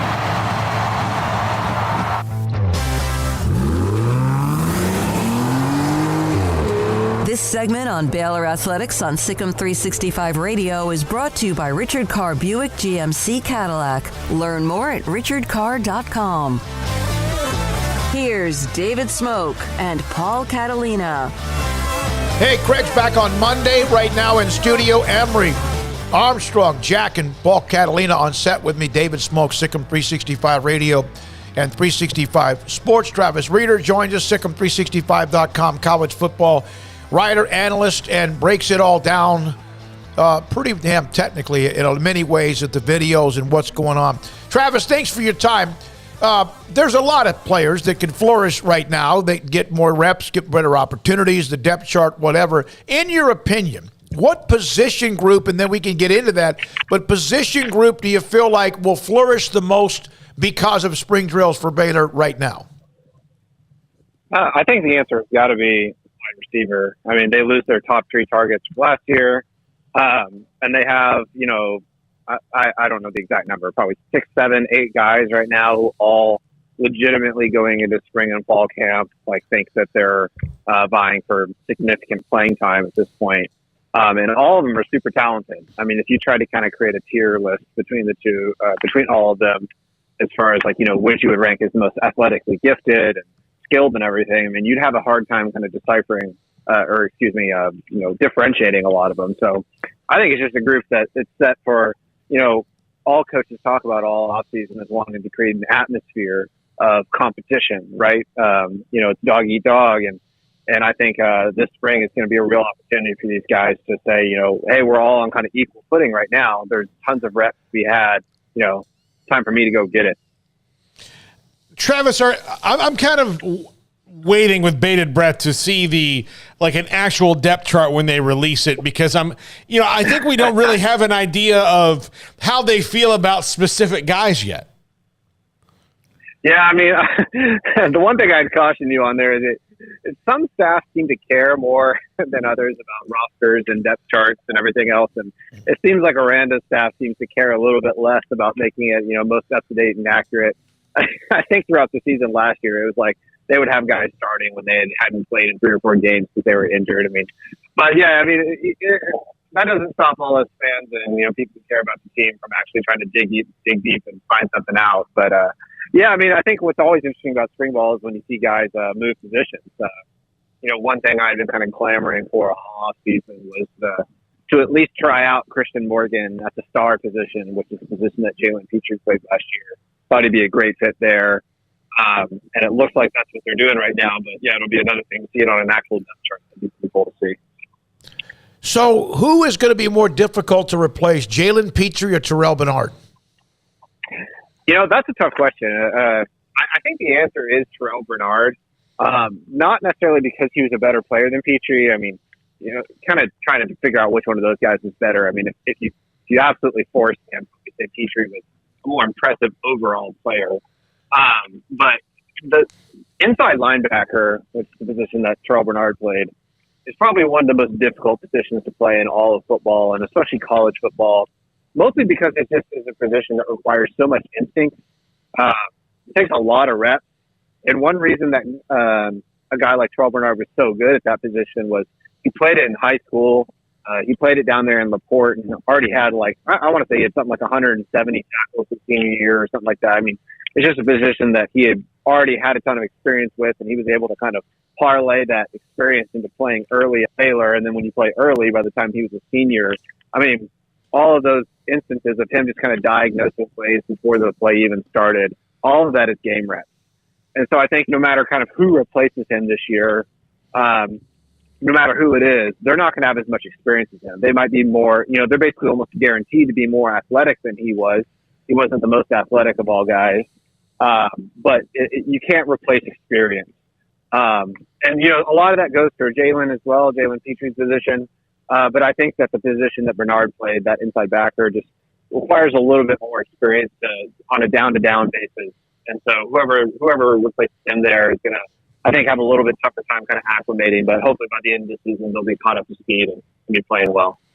Travis, I guess historically we never really know the moment in which Jeff Grimes and the offensive staff decided to move Abram Smith back over to running back from linebacker, and because he was the guy who could do what they needed in the zone. But to me, it kind of sits in the back of my head that if they felt good about the guys that they had on the roster doing that, then maybe Abram Smith would have still been a linebacker. But when you look at the running backs now, Tay McWilliams was there last year. Jordan Jenkins just a true freshman, and now they've moved Josh Fleeks over in addition to what else you want to throw in there. But does it concern you a little bit that given that history, that maybe these guys are not wide zone running backs? I think they have 3 guys clearly who are ready to play this year that are zone backs. In Tay McWilliams, Jordan Jenkins, and Squirrel Williams. I feel really good about the running back room this year if everyone stays healthy. My concern really is more the depth. They have one true freshman coming in, Richard Reese, who's basically like the same size as Squirrel. So probably not a guy you want to hang your hat on as a true freshman to play much. And so I wouldn't be surprised if after spring, when you might see some more guys transferring throughout college football, if they look to pick up a guy who maybe isn't, a former 4 or 5-star recruit that's going to get, become the instant starter. But I wouldn't be surprised if they pick up somebody just to give them a little bit more depth. I think Josh Fleeks has a ton of potential at the position. I didn't list him with those previous 3 guys, but he has all the athletic ability in the world. And one thing I really like about this move is that he's going into his last year of college, and his career so far has kind of gone in fits and spurts where he's seen some success for a few games at a time, and then he's been injured or fallen out of the rotation. And I think when you move guys late in their career like this, it becomes kind of like a one last shot type thing where it really can kind of focus all of their energy and concentration in one direction. And Baylor's running back coach, Juice Johnson, is, seems like a really good motivator and like a guy who kind of takes his guys under his wing and pushes them forward. He managed to do that with Treston Ebner, who wasn't very good pure running back for most of his Baylor career, but by the end of last season, he became a much better actual runner. I wouldn't be surprised to see if Fleeks is able to be a really valuable piece of the room going forward. But yeah, overall, like you said, I think depth is the main concern, and I wouldn't be surprised to see them add somebody after spring. Travis, this is a team with Dave Aranda, obviously with Coach Roberts and what he does as well. Is there that last year's what they did to Ole Miss in the bowl game, and obviously 19's defense was a different type, but they were amazing as well. This defensive line is loaded. The cornerback room has been depleted because of graduation, some guys that might play in the NFL and some who had a lot of starts. But I saw a note from you that you think this quarterback group might actually be better than people think, the ones that right now that we think will play. Walcott obviously had a big year. Milton, and I'm going blank all of a sudden. But you it's think, a young room. Yeah, it's a young. But you really, you're high on them, right? Oh yeah, definitely. And part of it is too A, I think the guys are really good that they've got, and B, I think just kind of the scheme for Aranda. Corner is a tough position to play. It's a position you'll see guys play early in college because in some sense it's very simple, like, just play man coverage, right? But it's one of those where it's like, easy to pick up but hard to master kind of deal. And I think you'll see that these guys, as they've been in the system for 2 or 3 years now, start to pick it up. And I think it's just a position that, if you follow recruiting closely, if you follow the signing days and you follow the guys that Baylor's been signing over these last 2 or 3 years, it's really a position that I think arguably might be the most talented on the team. When you look at just guys who have the measurables and the size to play in the NFL, Mark Milton, Al Walcott are a really solid starting duo, but they've got 3 or 4 guys right behind them that are all young, that all of them, if they went to the NFL Combine right now, would look the part and run the part. Chateau Reed, AJ McCarty out of Brownwood. Y'all might remember when Baylor signed him a couple years ago. He was kind of a two-way player, played 3 or 4 sports in high school. But he's a kid that you always knew that after he stuck to the position for a couple of years, he'd really start to thrive. I think you might see him do that. Kevin Williams, I think, broke the 100-meter state record in Oklahoma. Yep. Baylor managed to pull him out of Stillwater. He's 6'1", and obviously fast as hell. And then Chateau Reed is another kid who kind of flew under the radar. He's also from Oklahoma. He's from Lawton. Another kid, 6'1", 6'2", can run like the wind. And so it's just kind of one of those deals where I trust that talent's going to win out. They've got a really solid starting duo in Walcott and Milton that I feel good about. And then you just got to say, hey, look, if just one of these young kids hits, then that's the top 3 rotation that you've got to feel really good about. All right, Paul, anything else? Travis, we will get into much more. The quarterback competition got a lot of attention going in because of what Chapin did when Gary went down. Then Gary came back and played in the Sugar Bowl with Baylor winning as well. You are, no question, I know you're all in on Gary Bohannon. How much, though, will this competition at least push either one of them to even higher levels of precision and efficiency? Well, I think it's got to, right? I think, I don't know. I hate how people get kind of lumped into camps, but it's just kind of camps is in favoring one player or the other. It's not like I'm against Chapin. I just think that what Gary showed us last year is really underrated by a lot of fans. And I'll explain why. I think what a lot of fans might not understand about what Gary Bohannon and the Baylor offense did last year, which was so special. They were god awful in 2020. I think if you look at any advanced metric, Baylor was, at best in the 90s, and a lot of metrics had them below 100 in pretty much every metric on offense. And they went from that. They went from the dysfunction. They went from the whole staff offensively essentially leaving into a totally new system, which was basically a total 180 from what they had previously been doing. And what you saw Baylor do last year on offense is they said, look, we're not going to try and install a bunch of stuff. We're just going to install a few plays, and we're going to master them. And I think what some fans have been frustrated with Gary last year is that he looked really good the first half of the year and kind of tailed off towards the year. Obviously, some of that had to do with injury. But I think a lot of that had to do with Baylor kind of deciding, I think you can kind of tell towards the end of the year that they didn't have too many passing concepts installed.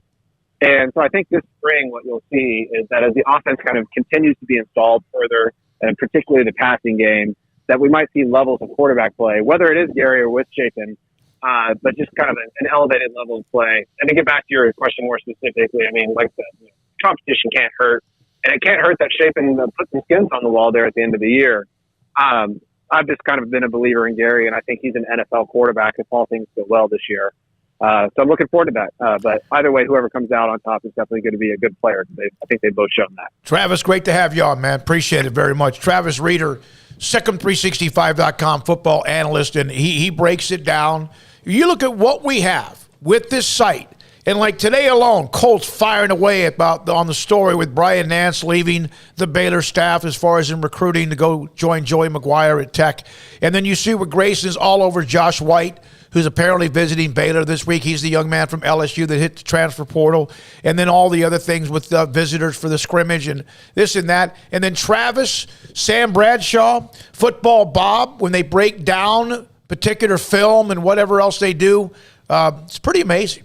This Sikkim365.com as we continue to grow. This is the radio show, the TV show, all what you want to call it. And when we got the incredible staff behind the scenes, it's amazing.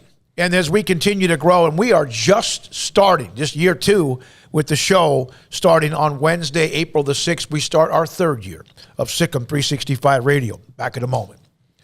Waco Custom Marketplace. I earlier today went to the deep freeze I have, the back deck, pulled out a bone-in ribeye, put it in the refrigerator, let it sit there all throughout the day and tomorrow, all throughout the night tomorrow. I'm going to cook that baby, and it's going to be good, and I can't wait.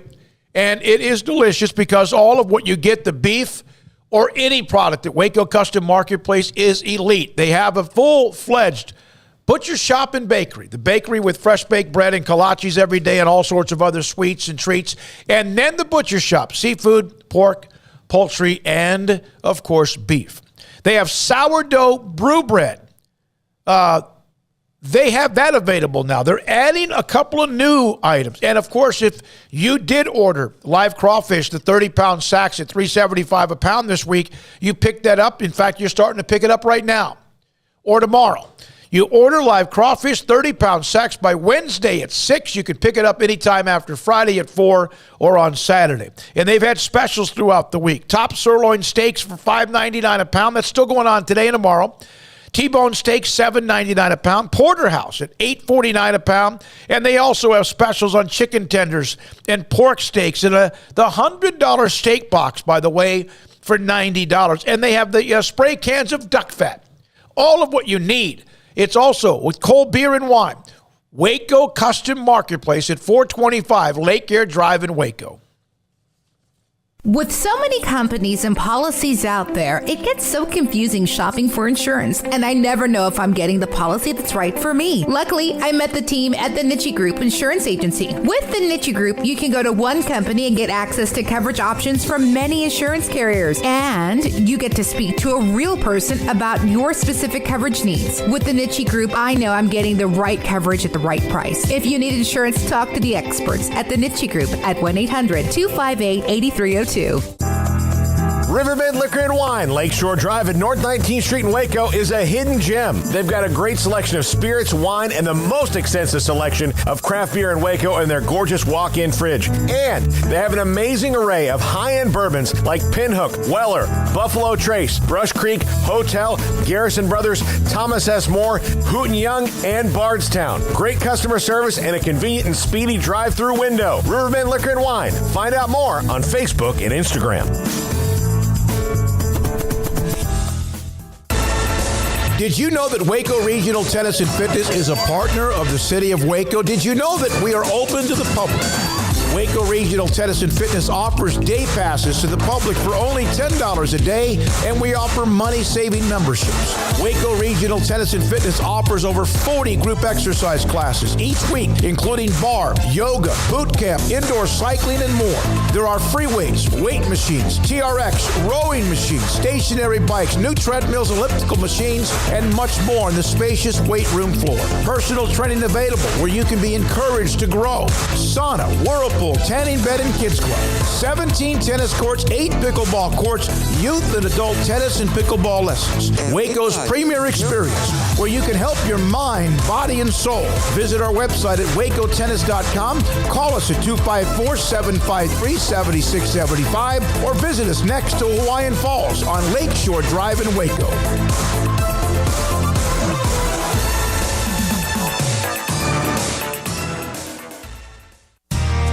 How did Edward Jones become one of the biggest financial service companies in the world? By not acting that way. Financial strategies, one-on-one advice, it's a big difference. And that's why Brad Wilson, your Edward Jones financial advisor, makes sense of investing. Experience the difference for yourself. Brad Wilson, 250 Sharon Drive in Woodway, 254-776-4337. Edward Jones, member SIPC.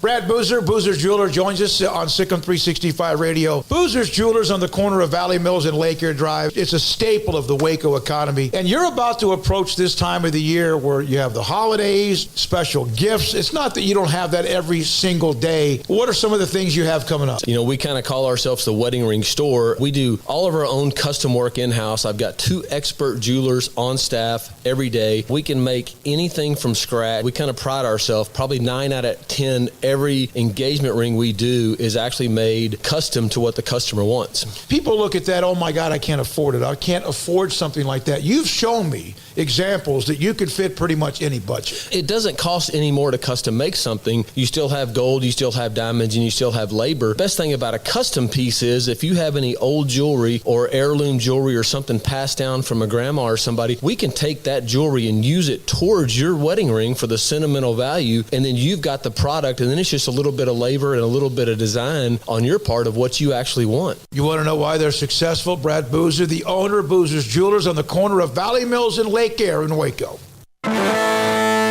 Welcome back to Sikkim 365 Radio. The 4 o'clock hour is sponsored by Boozer's Jewelers, the wedding ring store, specializing in custom jewelry and repair, all in-house. You know, you get to know people as they, when they were young. Still young. Yeah, no, I meant as a prospect, and then you get Jared Sandler. We've watched his career explode right in front of our eyes, and it never would have had he not appeared on our show a few years back. Works for 105.3 The Fan. Rangers, pregame, postgame, in-game. I keep embellishing how you rose up the ladder in your career, and it's all because of us. But what the hell, right? I mean, I don't know that that's inaccurate. Because when I first moved back to Dallas, I think it was Landry Locker who told me about your chili, right? Like Cowboys training camp. Am I right on this? Yeah. And this David Smoak guy, just this great chili or whatever. And I followed you, but then I think I got the confidence boost I needed the very first time you asked me to be on your show. I was probably like, I still haven't ever gotten to chili. But I think when I got acceptance from you, that allowed me to take my game to the next level. Thank you for just doing a promo for this show, by the way. Jared, this is a very serious question. It sounds flippant. I don't mean to be. Why? This seems to be the first time that this franchise, the Rangers franchise, has a pulse in a long time. Am I right? Yeah, I think that's fair. I think that, first of all, last year, I don't think it was fun for anyone involved. And even though, 2016 was the last playoff year, and they really haven't been super competitive since then, but there have been a couple years, like 2019, they were sort of in the mix around the All-Star break. In 2017, I think they surprised some people early on. So it wasn't like, just total not a factor from day one. But, 2020, they made it very clear in the middle of the year that this was going to be a rebuild. They were beginning that process. I think it was about 32 games into that 60-game season. And then, we knew at this time last year that it was going to be 162 games of a rebuild, which, it could mean a lot of things, but for a fan, that's usually not, top-notch level entertainment or engagement. And then this offseason, they took some major strides to make this team interesting again and take steps forward towards competing. So I actually had this conversation with someone earlier today who said, hey, I kind of turned my baseball brain off for the last 5 years, and I'm trying to turn it back on, but I need to be caught up a little bit. And I get it. It's a long season. It's tough to be committed to such a long season when the team hasn't performed well. But I think that, to your point, I think the arrow has turned and we're starting to head in the right direction. Well, Jared, I mean, when you go and spend the kind of money they did just on two guys really exciting, Marcus Semien and of course, Corey Seager, people are going to be pumped up. But around them, do you feel like they've made strides? I know that third base and the outfield are still kind of big questions, but do you feel that the lineup that they're going to put around Marcus Semien and Corey Seager can help those guys be the stars that they are? Yes, and I'd also start by saying this. I think those guys will make everyone else better. And I kind of think that this really connected with me. I hate to admit this, but it connected with me with the Astros a few years ago when we can all opine as to why they made this change. But 2016, I thought that they were going to win the World Series. That was the year the Rangers actually ended up with the best record in the American League. The Astros got off to a terribly slow start that year and just never quite put it together. They went on and won the World Series the very next year. And statistically, there are a lot of differences. The one that was most stark was they went from striking out more than anyone else in baseball to putting the ball in play more than anyone else in baseball. And what changed? Well, we can all make jokes and comments about, some illegal stuff, and that's fine. But they also added some people to their lineup. And then George Springer, who returned, made a big change in his approach. And all of a sudden, they became incredibly difficult to pitch to because their best hitters were difficult to pitch to. And it really made it a lot easier for their other hitters because now the pitcher just can't take his foot off the pedal. And unfortunately, the Rangers, their lineup the last few years, the identity has been such that their best hitters really haven't been tough to pitch to. They're not bad hitters, but they're not guys you look at and say, man, I just don't know where the holes are. As a matter of fact, as I had someone tell me a few years ago, the toughest person to pitch to on the Rangers was Rougned Odor, just because they never had any clue what he was actually thinking. Like, he had such a non-plan that it actually in some ways at times made it difficult. Whereas with Joey Gallo, he was really good, but they knew how to attack him, and it was just a matter of executing. Corey Seager and Marcus Semien are not easy at bats. They are going to be tough for opposing pitchers, and it also then puts everyone else in a different place. Now, Nate Lowe and Adolis Garcia aren't your two best hitters, and they are going to, as long as Adolis can make adjustments and whatnot, they'll look a lot better when they're not your first or second best hitter. I mean, heck, with Mitch Garver, they could be your, fourth and fifth best hitters. So this thing's headed in the right direction. The lineup is going to be a lot more of a challenge for opposing pitchers. Is it the best lineup in the American League? No, it's not. But is it a top 5 lineup in the American League? It should be, probably. And then they still, Paul, I think you mentioned, they still have other holes to fill up, both on the mound and in the field or at the plate. Some of those will be done internally. Some of them need to be done internally because you can't just buy an entire starting lineup. But they also have plenty of money to spend next offseason. And I think they will continue to do that to put together a team that I think by next year at this time, we're going to talk about, if things go right, we're going to talk about if this team next year is a team that Vegas might kind of have as a favorite to make the playoffs. Maybe not win the division, but with the expanded playoffs, maybe even make the playoffs. What's it like to have what is a guy who has been a real opening day starter in John Gray? Well, it's great. I'm really excited. I know whenever we assess Colorado Rocky players, be it pitchers or hitters, we look at the home road splits. And I think that does tell a story, but I think that's a little misleading because what doesn't get talked about is how difficult it is for both Rockies pitchers and hitters to constantly go back and forth from and away from the altitude. For pitchers, it makes it incredibly difficult to get consistency. And sometimes you're throwing your pre-start bullpen in altitude and then going on the road to make your start. And you can look at the home road splits, but really these guys, hitters and pitchers, tend to thrive because of the consistency they get when they're not playing 81 games at Coors Field and constantly, entering and exiting that environment. And so I'm excited to see what steps John Gray takes. The rest of the rotation is a question mark. And I think some of that's by design because you're not going to turn a 100-loss team into a 100-win team over one off season. And I think it's always good if you're going to give out these big-time contracts to stagger them. You don't want all of them coming in one off season. And then the other thing is the Rangers have a lot of internal options to fill out their rotation.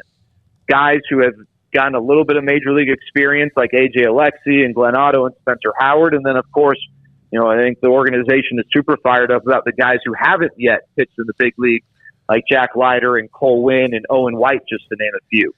Not all of those guys are going to be a part of the rotation in 3 years, but I think you'd like to believe two of those guys at least will be. And so I think the Rangers want to use this year to continue to learn more about the guys they have at the big league level and below, and then use that to give them a roadmap as to how to proceed next offseason, or maybe even at the trade deadline this year to make moves, not just for this year, but for the future. So the rotation has the most question marks.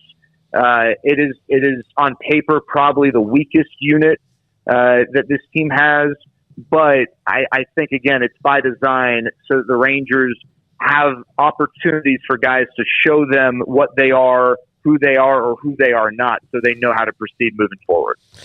Josh Young was supposed to be ready to go this year. I think everybody was expecting to see him, and not for service time theatrics or anything that teams try to pull, but I think everybody expected him to be the third baseman the majority of the year, and we're probably not going to see him.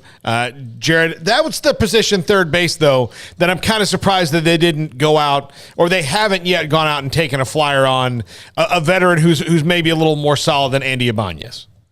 Yeah, so, and I think the reason why is they've got to figure out with Andy Ibanez what they have. And I don't know that if you were to give truth serum to, the top level executives in the front office, that they would say, hey, we're confident Andy Ibanez is the third baseman of the future. But, he's been in the organization for like 8 years. He did have a really nice 2-month stretch last year. And he might not be an everyday third baseman, but I think giving him everyday bats will allow you to know what he is and who he is. Maybe he's your 10th guy. Maybe he's, a depth piece that is a really good bat off the bench or someone to start against lefties. But I think they want to give him the opportunity over the first couple months to figure out what that is. Now, you're right. That opportunity would not have existed if Josh Young was healthy. So it's not like this was all a part of their plan all along. I think Andy Ibanez probably would have been a platoon player in left field. But I think the other reason why they didn't want to overcommit at third is they've got a number of infield prospects who I think very well could get major league playing time this year. And that third base now becomes a position you can utilize for that. Whereas if you go and sign some third baseman to like a 3-year deal. Well, now you're probably not using that position to figure out what you have in Josh Smith or Davis Wenzel or Ezekiel Duran. All three guys who very well could earn major league at bats this year. And I'll tell you guys, Josh Smith, who's one of the players the Rangers got in the Gallo deal, was the most impressive single player I think in Cactus League games for the Rangers this year. I mean, it was he stood out, and it wasn't just in the games. It was in workouts, all that stuff. It was really impressive. Now, could they have gone and signed an Asdrubal Cabrera type like they did a few years ago, who it's a 1-year deal, you can either trade him, or if you designate him for assignment, I mean, what the heck, it doesn't matter. They could have. I think they just felt like they'd rather, instead of bringing that type of a guy in, give Andy Ibanez the at-bats. Charlie Culverson's there, to be a utility backup infielder. So I think that's why they went that route. And I think the other reason is, like you said, whether it's this year or not, I think they really believe Josh Young will be in that spot for the next few years, and so they didn't feel the need to give anyone a multi-year deal. Jared, I received this note from James W. in Frisco. Jared Sandler's father, Alan, is a very dear friend. Now, he wanted me to ask you a couple of questions. How did you get involved with Southern Cal Trojan baseball, and you had to keep knocking on the door, did you not?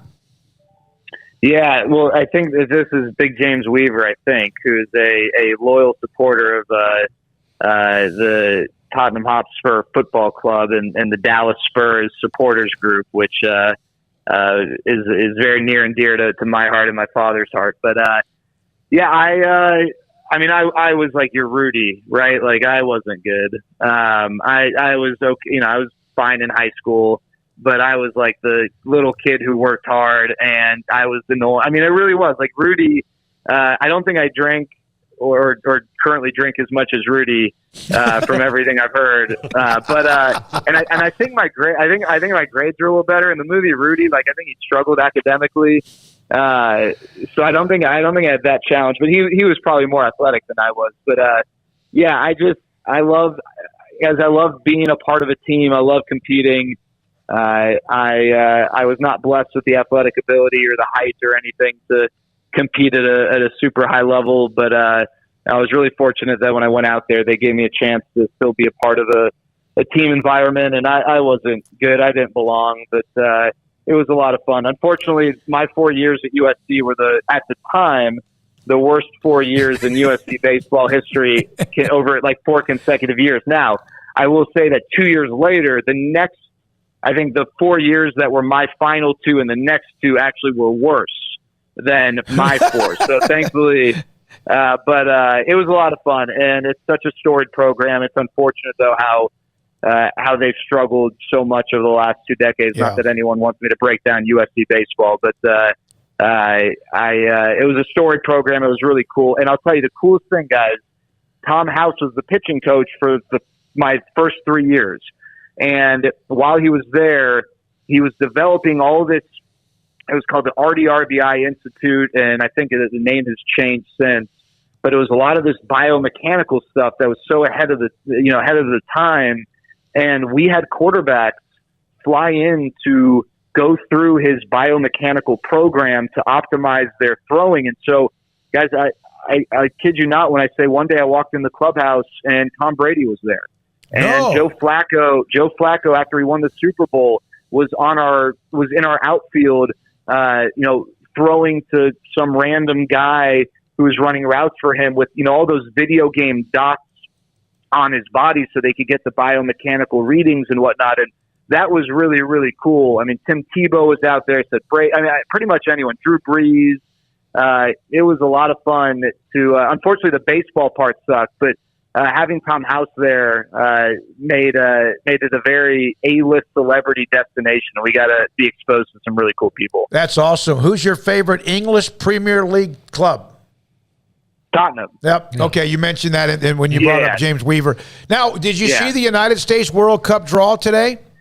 Yeah, so because I love Tottenham, I don't love that England is in the group because, so many of my favorite players for Tottenham are in that group. Like Harry Kane is the greatest player in the world. But I'm excited. Do you guys like soccer? Where do you guys stand on soccer? Well, we have somebody who's one of our director producers, and Jack McKenzie, huge on it. I do love and I do enjoy the World Cup. I'm not going to act like I'm any aficionado, but I do keep up when it comes around. Each time there's a World Cup. And I've been taught a little bit along the way this year about, I get confused on all these damn leagues. Some of them I don't even know who they are anymore. They seem like they never stop playing. Like there's never an end. There's never end of a season. I think that's kind of what's impressive about soccer is that you just keep playing. They just keep going. But yeah, I like I'm not dyed in the wool like Jack, but I enjoy it. I've started to enjoy kind of almost their off season, these transfers. Jared, it's kind of like the NBA free agency where you're like, oh, they're going to pay $500 million for this guy. Yep. Interesting. Yep. No, it's definitely a different dynamic. But Iran, that should not pose an issue. And then I think it's the winner of Wales, Scotland, Ukraine in the playoff they've got going on. So not a bad draw. But I always prefer when United States and England aren't paired against one another. Hey, man, you're great at what you're doing. Appreciate it, Jared. Always great to talk to you, buddy. Thanks for your time today. Yeah, thanks so much, guys. Have a great weekend. Jared Sandler, 105.3 The Fan in Dallas. They have the Rangers games. He does their pre- and post-game. Also is involved in the broadcast with the great Eric Nadel and Matt Hicks, among others as well. A ardent USC fan, and now you know why. And thanks to James Weaver in Frisco for dropping in and giving me a couple of those nuggets. When we have him on when the seasons overlap, we'll ask him how excited he is about the upcoming USC, as opposed to, like I'm sure he's Colin Cowherd excited, but maybe not as vocal, but the greatest practice ever. Yeah.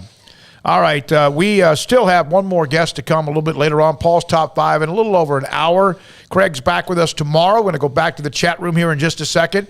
We will try to get the lines open for a little bit, about 5:20, maybe even at 5. Art Strickland will discuss some golf with us as we're on the eve of the weekend before the Masters. I have this area on the back deck of where I live, and there's a storage. It looks like a wooden bench, but it's a pretty nice hard plastic storage. And I was going in there the other day just to kind of throw some things away, and I noticed, I've got the flag, the Masters flag. I got to hang that up in front of the condo because it is that time of the year for the Masters at Augusta National. So Art will join us a little bit later on. Armstrong, when we come back as well, we got just a little bit of a sliver here. I want to show that Jordan Spieth, who played really well today, but he sometimes he overmodulates a little bit. And for someone like him, you always thought of him as being precise and much more. He had a really good round going and then did what all of us can relate to. We'll have that in the next segment as well because he should even be better on the leaderboard than he is. Sikkim 365 Radio and 365 Sports. Alan Samuels, Dodge Chrysler Jeep Ram Fiat Loop 340 east of 84 in Waco. It's a new month. We will have for you very soon new dealer discounts and incentives. And of course, that will include various vehicles, whether it's Ram or whether it's Jeep or whether it's a part of the Wagoneer series, whatever it is, it will include savings, discount prices, and also cash back, or giving you the opportunity for great APR financing as well. Ted Teague and the staff there do an incredible job. Loop 340 and east of 84. For example, the Ram truck, back-to-back Motor Trend Truck of the Year, also honored by J.D. Power. And it's just amazing, the Wagoneer series, which I drove the Wagoneer 2 for like half a day. Went by one morning, picked it up, got in it. It was incredible. Then they let me go inside the Wagoneer 3. Oh, my Lord.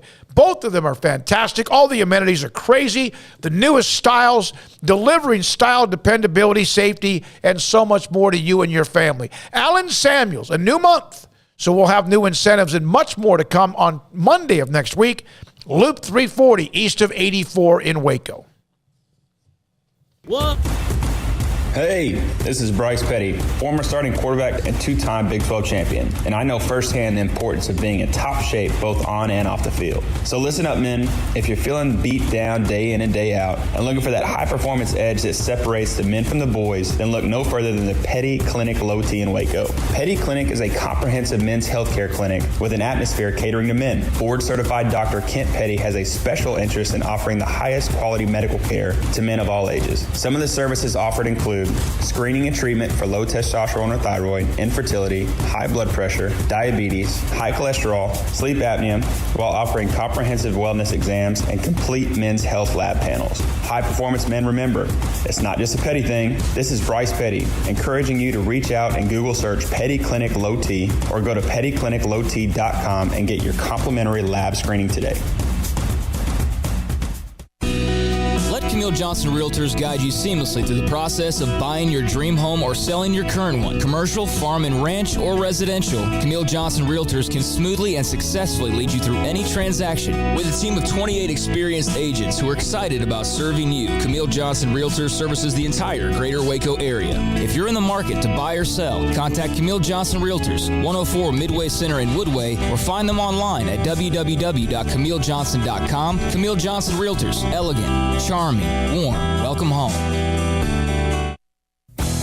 Three Nations Brewing Company has 16 different beers on draft with a new beer every Friday. It also offers 2 air-conditioned tap rooms, a large indoor beer hall, a second-floor mezzanine offering a great overview of the brewing company and equipment and patio where you can relax under the shade. Plus, you can now experience the new Three Nations Beer Garden Grill on our shaded patio with socially distanced seating for your enjoyment. Grab a cold beer and enjoy a bite from our freshly prepared and delicious menu. Street tacos, quesadillas, freshly cooked burgers and dogs, and veggie burgers too. State Fair tornado fries, nachos, and so much more, all prepared and cooked on site. So come visit the award-winning Three Nations Brewing Company on East Vandergrift off I-35 in Carrollton.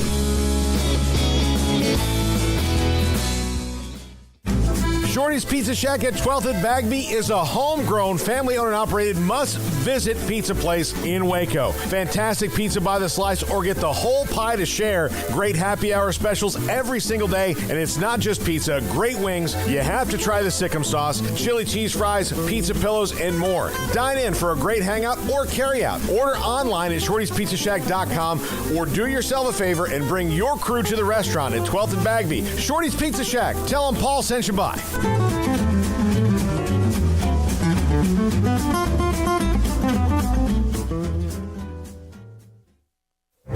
Stepping into a new pair of boots is great, but stepping into the boots of a U.S. Army officer can also add confidence and leadership skills to your son or daughter's career path. There are more than 150 occupational specialties to help them find the best fit for their future. See all the things your son or daughter can achieve in our boots at GoArmy.com. U.S. Army Waco Recruiting Company, 254-598-8131 or 254-776-1543.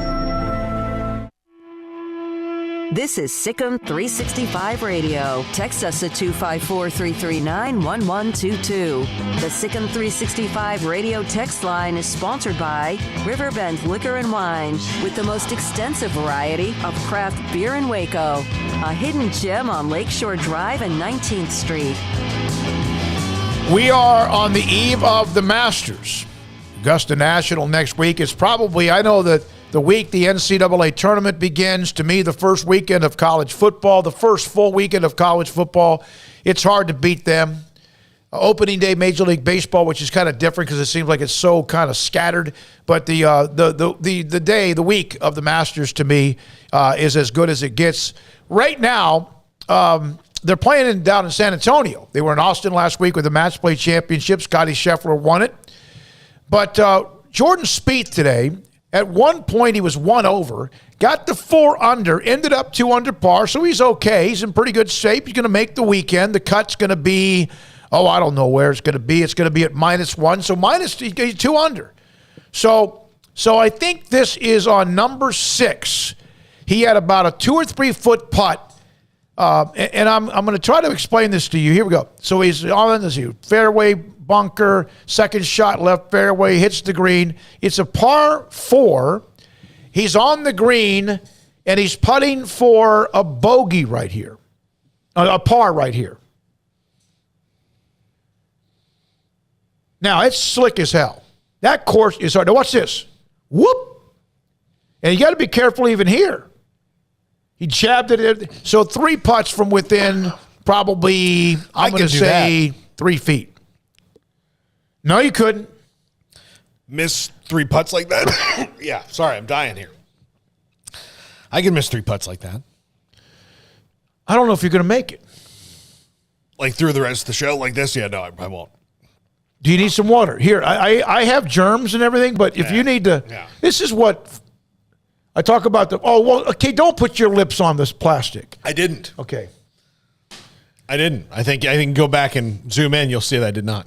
So he had 3 putts from I probably within about 3 to 4 feet. You're welcome. That was kind of a delayed, not even you really meant it. Well, I was happy I didn't die. You don't need to talk. You don't need to talk because you could. This could be it for you. Well, I mean, I was happy I didn't die. Look, people. Some of our newer listeners don't realize I could have left you for dead in West Texas years ago, and I didn't. Which I think is very big of me. It's going to haunt me for the rest of my life that you saved my life. It's been told a lot. I'm just going to bring it up. I mean, like, I they just don't need saved another your story. life with that water. You Because did. my water I wasn't nearly as dying as somebody with double pneumonia, but no one knew that at the time. Yeah. Everyone just I thought did. I thought I had allergies. One of the golf note, and this is a little bit dark, a little bit concerned. Hideki Matsuyama, did you see this? Armstrong had to withdraw today from the Texas Open in San Antonio, Valero Texas Open, with a neck injury. He's the defending champion, the Masters champion, and forced to withdraw from the second round with a neck injury. Not real sure exactly what might be of him or what he can do next week. Hideki Matsuyama, who is going to have the Champions Dinner, of course, next week, and then also defend his title at Augusta National next week as well. And speaking of that, we're going to hear in just a moment, next segment, about 10 minutes from now, we're going to hear from Art Strickland, who covers the PGA Tour. There's one other college basketball note we have not brought up. And we would normally have Mike Scarborough on, but Mike's gotten weird on us. Well, I'm not going to get into all that. No, we're not going to get it. He's infatuated. It's fine. I mean, it happens to people. It's kind of things that people fall into the web. Yeah. But having said that, Jeff Borzello, ESPN, Paul showed me this earlier today. Will Wade was fired for cause because of the NCAA violation. Everyone knew they had been cheating, but he kind of was able to fight for himself. He doesn't get fired. He then has a pretty good team. And then, of course, it came off the rails. He gets fired when the latest information comes out. Since LSU fired him, they've had 11 players enter the transfer portal. If they had not received the transfer from Murray State, of which, of course, their head coach is from, McMahon or whatever, would they have? No, he's the only. I mean, he's not even. They have no players on their roster from this past season. So everything's going to start anew. My question on this is you lose 11 players to the transfer portal, 2 to the NBA draft. So the 2 to the NBA draft are probably going to the NBA draft no matter what happened. The 11 guys in the transfer portal, of the ones who wouldn't have been in the transfer portal anyway because of a lack of playing time, the guys who actually played and are in the transfer portal, when you committed to LSU, what did you think was going to happen with Will Wade? Like, what was the end game? Like, if you're leaving because Will Wade's not there, and look, maybe Matt McMahon doesn't want any of these guys. Maybe he feels possibility. Maybe he feels icky about the whole thing because of Will Wade, and that's fine. But I am surprised that there are a couple of guys that are, and players get like this, that are taking it back. Like, I can't believe they fired Coach Wade because you like him, but you don't maybe realize all the other stuff that went on. And look, players do get like this. We had one of the only other guy who committed to Baylor the year that Jalen Petrie was the only commit until Matt Rule got hired. We had a guy on the show who committed to Baylor, and we asked him why, and he said because of the coaching staff and we all looked at each other like that was that was very an awkward, dead silence because you're like, buddy. I mean, like we didn't say anything to him, but like, buddy, that like they're all leaving. Yeah, and everyone else underneath of them was leaving as well. Well, 11 players transfer portal, 2 players to the NBA draft, all 4 players committed in 22 and 23. 0 scholarship players from this past season that were still on the roster. From Jeff Borzello from earlier today. Now, Paul was coughing. Had a problem. May have been it. Yeah. So I offered you a little bottle of water. Yes. You didn't say thank you right away. It took a while. Uh-huh. And TJ says that Paul has never, ever meant a thank you in his life. Never meant a thank you in his life. Well, TJ and I don't like each other. I mean, it's we're sworn enemies. So I mean, you can take what he says with a grain of salt. Grain of salt. Yeah. Okay. I mean, we're. I mean, it's a blood feud at this point. Yeah, Good he dude, also, though. He and I are close, even though he sends me snake videos and snake pictures, direct messages of some awful things that just don't make any sense in life. All right, when we come back, we can wait till after the segment with Art. A couple of baseball notes today. The Dodgers got better. The Mets didn't. And another note or two, we'll get to that. Right, coming up next, Art Strickland, PGA Tour golf writer and columnist. His thoughts about the Masters and right now in San Antonio with that tournament that continues. Sikkim 365 Radio, 365 Sports. From the first workout to the last practice, sports is an incredible and rewarding challenge. Hi, this is Dan Ingham with the First National Bank of Central Texas, and we're proud to support each athlete. Cars priced right both day and night. Average your car in Texas. Trucks built for you, red, white, and blue. Average your car in Texas. Cars that zoom with lots of room. Average your car in Texas. Count on us, a dealer to trust. Average your car in Waco, Texas. It takes time to reach goals. It's a truth that applies to more than sports. It goes for your financial goals as well. You work hard for your money, and you deserve an investment strategy that lines up with your game plan. And Tom Albers, your Edward Jones financial advisor, can help. If your financial investments aren't putting forth the effort you desire, stop by today for a financial review. Tom Albers, 4301 Lakeshore Drive, 254-776-7605. Edward Jones, member SIPC. At Ideal MRI, we feel blessed to be a part of the Waco community. We're a small family business right here in Central Texas, and our goal is to bring down the cost of healthcare while maintaining high quality. At times like this, the cost of healthcare has never been more important, and unfortunately, significant illnesses and injuries still occur. That's why Ideal MRI is open and here to serve you through the difficult time. We offer premium MRIs just like a hospital with state-of-the-art technology and specialists, but you'll pay less. Sometimes thousands of dollars less, whether you're using insurance or not. At Ideal MRI, we accept most insurance and there are no hidden costs. Even offering financing if that's needed, everything included in the price, and you'll not get something as a surprise in the mail later on. If you need an MRI, ask your doctor about Ideal MRI. They'll know. You can schedule an appointment safely from home online in minutes at idealmri.com or give us a call, 833-IDEAL-MRI, idealmri.com. You know what would make this moment better? Pizza. Dough made from scratch and an Italian family sauce recipe pizza. 3 fresh signature cheeses making a melty blanket of perfection pizza. Like loads of premium toppings like crispy Old World pepperoni, savory Italian sausage, and fresh sliced veggies pizza. That's Marco's Pizza. Visit marcos.com and make any moment better. And with 4 locations in Waco, Belmead, China Spring, Woodway, and soon to open in Robinson. Marco's. Pizza lovers get it.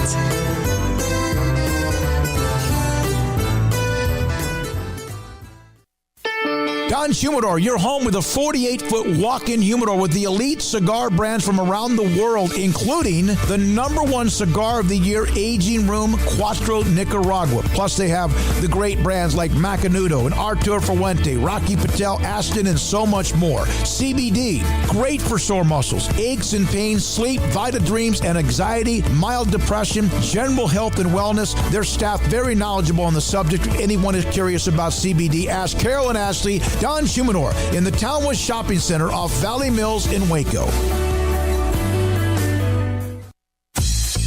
Baylor Scott and White, Southwest Sports Medicine and Orthopedics. The team physicians for Baylor Athletics, diagnosing and treating all sports-related injuries, including concussions. These specialists also provide orthopedic services for athletes and non-athletes alike, whether it's knee or shoulder pain, hand or wrist injuries, orthopedic spine care, and even an arthritis and total joint clinic. Trust the doctors Baylor Athletics trusts. Baylor Scott and White, Southwest Sports Medicine and Orthopedics wants to get you back in the game.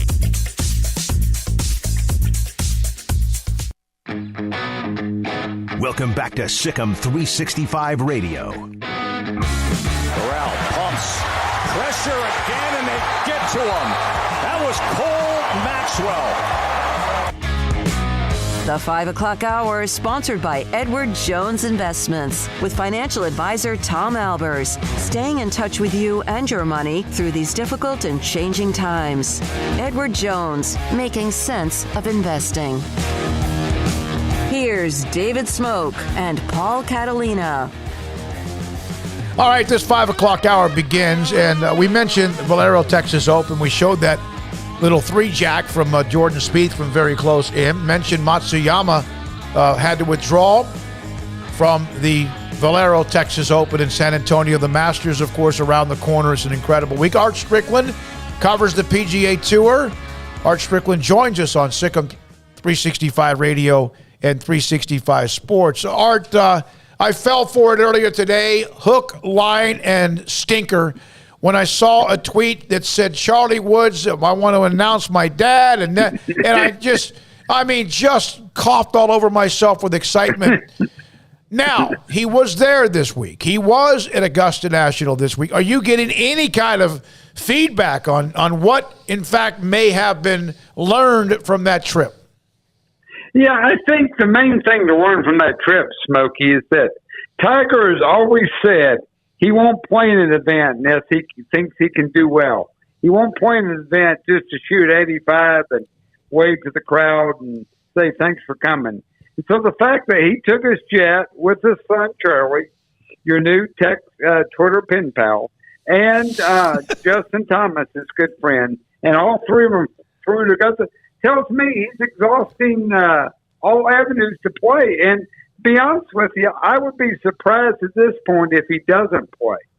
PGA Tour released the commitment list for Augusta a few minutes ago at 5 o'clock Central Time, and Tiger Woods is on the list from for Augusta.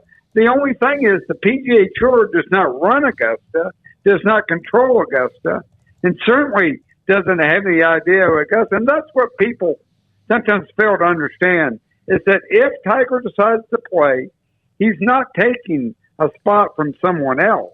And if anyone drops out, they're not replaced by the next guy on the list. There is no list. You're either in or you're out. Tiger has earned the right to be there anytime he wants to. He's a 5-time champion. And I think we'll see him next week. I really do. I said that on your show back in April after his wreck. Said he'll come back. Saw him at the father-son.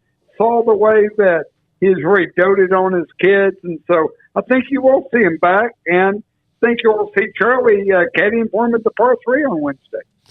Do you think we can expect him to make the cut? Boy, that's a great question. The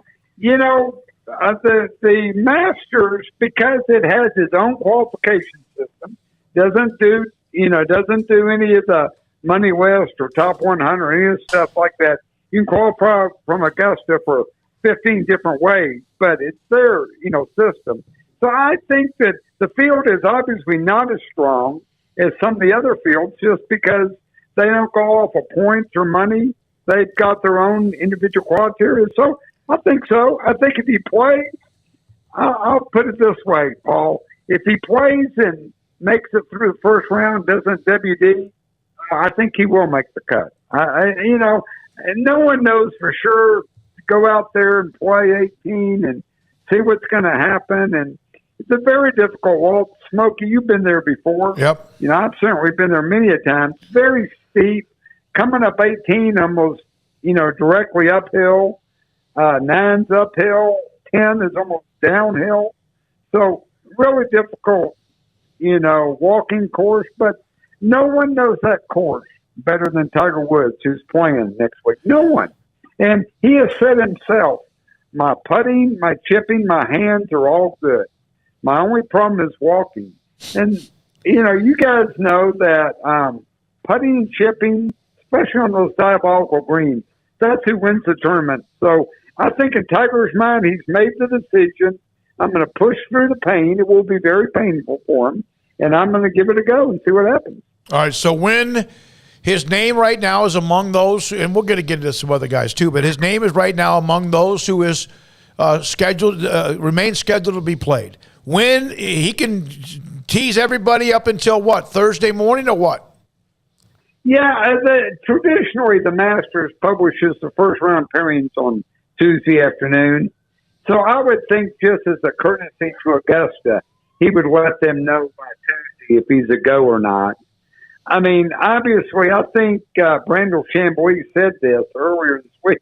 I think it's 100% true. If Tiger Woods plays next week at Augusta, you could be in the field, play totally nude, and no one would notice. I think that's 100% correct. And so, obviously, who he's paired with will have a huge effect. I hope for the sake of whoever, that he's not paired with some 21-year-old, amateur getting his first Masters experience, just hoping to enjoy the week. I hope he's at least paired with someone, maybe a past winner or someone that's been through the whole Tiger phenomenon, because it will be a phenomenon. There's no doubt about that. So Scotty Scheffler playing well right now. Would he be the favorite to you going in, or who's the favorite? I think Scotty certainly is a favorite. Another guy I like who's playing really well right now and has proven he's got the game for Augusta is Dustin Johnson. I think with his power, his touch, he won in the fall a couple years ago when they had to push it back with the pandemic.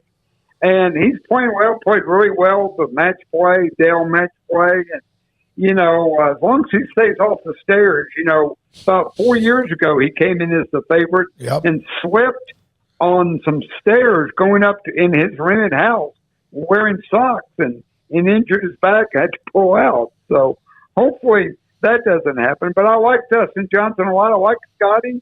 I think Scotty's playing great, very low-key, world number one, but really not going to let that affect him. And, a guy who always plays well there, and you've always mentioned him, I think he's already got 5 top 10 finishes, is Jordan Spieth. Some guys just play well at certain courses, and Jordan Spieth has always summoned his best game for Augusta.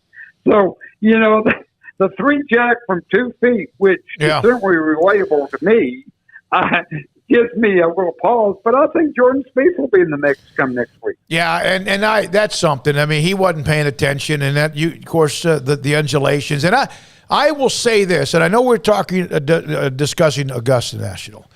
That course where they play the Valero Texas Open, I believe it's the same course that I played a few years back when the Cowboys were at training camp, and that might be. Not that I've played a lot of great courses, but I've played some hard ones. That might be the hardest golf course I've ever played in my life. I think you're pretty right, Smokey. Yeah, I think you were right. I talked to a player who played there about 5 years ago, and I won't give his name because I don't want to embarrass him. But he said every TPC course, and that, of course, is TPC at San Antonio, he said every TPC course has at least 3 redos in them before they're playable. And this may have 4 or 5. So that's just, it is very hard. It's very charmless. It's just not a great golf course, but, they hold crowds and they've got an awesome hotel and they tee it up and play for $1 million. But, next week it's going to be awesome. First time patrons have been there, in 3 years, really. I mean, no fans for the fall tournament. Very few fans, last year. And so this year, full attendance, it's going to be Augusta again. It's going to be awesome. And, like I said, can't wait to have my first egg salad sandwich. Mm-hmm. Truly the hands-down winner over that pimento cheese. And it's going to be a great week. Joe, go ahead. What do you've had them both? Yeah, right? No, I've had them all. No, I never did. I did not do the pimento cheese. Yeah, that one there. I just never. I've never liked that one. That's the one my mom used to make me eat when she was mad at me, like liver and onions. But all of it. It is amazing. I was on my way back. I don't know what I was doing, but I heard Joe Trahan, Channel 8, who's now the sports director there, has never been to Augusta National, is about to make his first ever trip. And I texted him. I said, you just can't even imagine. And I gave him a couple of tips about making sure they had a chair. Oh, you can get them inside the gate as well or even outside. And I told him, not bring your cell phone. Yeah, he's going to be on the practice round Wednesday. But I told him about where to kind of start from the back gate to get over there in the Amen corner, whatever you could. But if no one, and again, it's not easy. Now, tickets are more available than people realize, but you can get them online, I'm sure. You can get them off eBay. I'm sure you can get them from broker. I don't know. Not cheap. Nope. Not cheap. Do you know that the first time I ever went, they were probably about $600 or $800 for a 4-day pass, about maybe $1,200 or so, $1,500. And the year that they went back to the first tee shot with the famous names like, I think, Nicholas, I think Player and then Palmer. That the cost of that ticket went from it like tripled that year, and it's never really gone back down, has it? Except maybe the COVID, not the COVID year, whatever year it was. Yeah, no, it really hadn't. And as you guys know, I have a travel company, the Art of Golf Travel. We're actually taking 12 guys. We're taking 12 guys this year. A couple guys from Waco, Truett Webster is going, and also Ben March, my uncle, both in Waco, and they're going with me. And it's just the most I've ever paid for tickets. Just really crazy expensive, but either Truett or Ben or some of these other guys have ever been. So going to be a great week. Really great. So that's the most you've ever paid for tickets? I would think everyone's just glad to be back. Was it full throttle last year with Matsuyama one? No, it was not. Very small. Okay. Maybe, 3,000-4,000 total. And, this is the more wide open Masters. And of course, they don't give out information on anything. The best guess is that, 50,000 for practice rounds, 35,000 for competition, for competition rounds, which is crazy how few people that is compared to the Byron Nelson, Colonial, Texas Open, anything like that. But the other thing is, this whole Augusta has its own way. If there's a rain out, there's no rain check. No. You don't get a rain check. Sorry about you.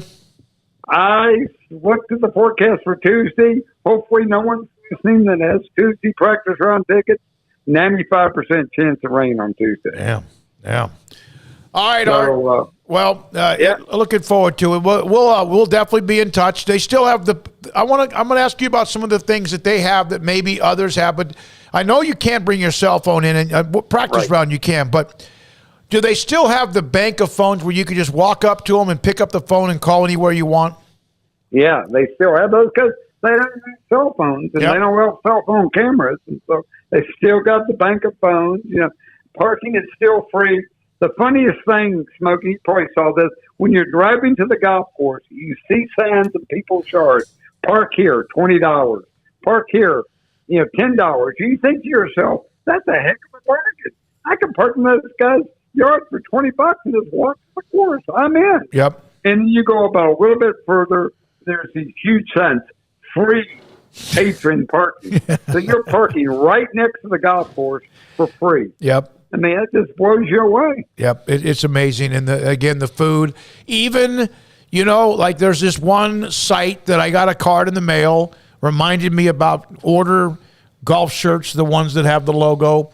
And, of course, they jack up the prices, but even the cost of the nice shirts it's incredible. The bang for your buck is incredible. It really is. It really is. Still $1.50 for a sandwich. It's still $1 for a Coke. I think Master's Moon Pies are maybe 50, 75 cents. It's incredible. And, hey, Smokey, if they charge more for food, if they charge for parking, if they did anything like that, no one would complain. No. Because it's the Masters. It's the Masters. What's your name, man? But they don't do that, and they could, and they don't, which just makes it so unique. Did and you that's get your why tip? it's the most popular thing in sports. Yeah, there's no question. It's incredible. Thank you very much, Art. We'll talk to you next week. We'll set up a day for you. Thank you so much.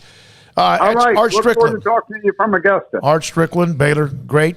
And PGA Tour writer, columnist covering. It's the Valero Texas Open right now, but next week it's the Masters. Paul, we got to get our together. We got to do our promo. We got to get our teams. Armstrong is our friend even allowed to be on a show anymore? Rob, yeah, Bolton, yeah. I'll get Rob set up on. Well, Wednesday's our second anniversary. I don't know. I don't even know who we have yet on that day. Working on that. I'm going to try and set him up for Tuesday, but he might. I don't know if this is a. Well, I mean, if he wants to come in on Wednesday and act like it's a part of his anniversary too, that's fine. I mean, he's been a big part of it. And he has been. He's won a bunch of these things as he should because he does that for a living. Yeah. So here's what I'll tell you. When we do a fantasy golf draft with a fantasy golf expert, he wins most of the time. So the one that we bring on the show is good. He's only lost to us a few times. No, he's been on a run against us. There's no question. Yeah. Absolutely. All right. From Mike, Paul has never. Oh, that was from TJ. I'm sorry. Yeah. Andrew Baker was talking to TJ. Those two talk? Oh, man, that's weird. Those guys are different. I'll tell you that. Other than their love for the Longhorns, those two dudes are different. I talked to Andrew the other day. Andrew called me. He must have been driving through town. I did not answer because I don't have an hour. You know why he called? Because he was stuck in traffic and trying to figure out a way around. And I told him, I said, where are you past? Are you past where we used to work at the radio station? He says, yes. Well, I hate to break it to you, buddy, but you're in it. Like, Wait a minute, he was on his way north? Yeah, he was on his way north. And he was stuck in traffic. And he was already, because if you're headed south, he was already past the loop. Yeah. So it was like, well, man, I don't know. I mean, anywhere you get out, you're kind of in it. You kind of have to just accept your fate. All right, Armstrong, I want to run Keontae George again. Can we do that? Not now, but in the next segment. Paul, you okay with that? Yeah, I'm fine. He lost today. IMG lost. Academy lost to Mount Verde Academy or whatever they're called. But prep. We're going to run Keontae George, who had a big game today for IMG Academy in the next segment. I would also like to point out that last year I won our challenge with the Masters. The Masters, you did. Everyone else got eliminated, and that's the only reason I won. You know, I think that is a very there's no event in sport that's more grueling than our rules about winning. Yeah, it's true. Yeah, picking a golf tournament. Can't have no exceptions. One golfer, you don't get one. You know, look, in the one that I do with my friends, you get a golfer that, you can have, if you guys miss the cut, it's fine. They still take the top 5. We draft 7 golfers. So you still take the top 5, or maybe it's 6, but take the top 4. So, how many do you draft? Like 8 guys or something? I mean, it's a long draft. It's a team draft, so you can drop off some of the end. One year, I won the U.S. Open because all of my guys made the cut, and I had the winner and 3 of the rest of the top 5. Oh, really? That was the best one I ever had. We have a rule. You pick 4 guys. Yeah. If any of your 4 miss the cut, you're done. Yeah, you could have the top 1, 2, and 3 that finish the tournament. Oh. It is the most stringent. I've had the winner several times in our thing, and... Yeah, no, you didn't. Last year... No, I've had the winner on my team. Doesn't count. Can't use the word. Doesn't Not allowed matter. to use the word. Yeah. Well, last year, Paul had a lower overall score than me. So he had a better score than I did. But Daniel Berger, his guy... Florida State's Daniel Berger. From Jack Huffman, I've tried to drink Shiner out of business, but just doesn't seem to work. That's in response to somebody that said I should buy you a Shiner beer if it's still in existence. Oh, it's very much. Yeah. My golf game is at its best with a low ceiling and wee bit of rain. Let's see. From Chris, Shiner was the top beer when I was in San Antonio, stationed there in 94, 5, and 6. I can't believe that almost 30 years ago. Man, time flies as you get older. No kidding. Well, yeah, it's not time only, flies whether you're older or not. Let me tell you that. It's not only it's still in existence, it's thriving as there's like 30 different kinds of Shiner you can get now. Emory probably had all 30, I would think. But yeah, I mean, Shiner had a hell of a football team, too. They've always had a great football team, and, of course, with the Brooks brothers, they won it all.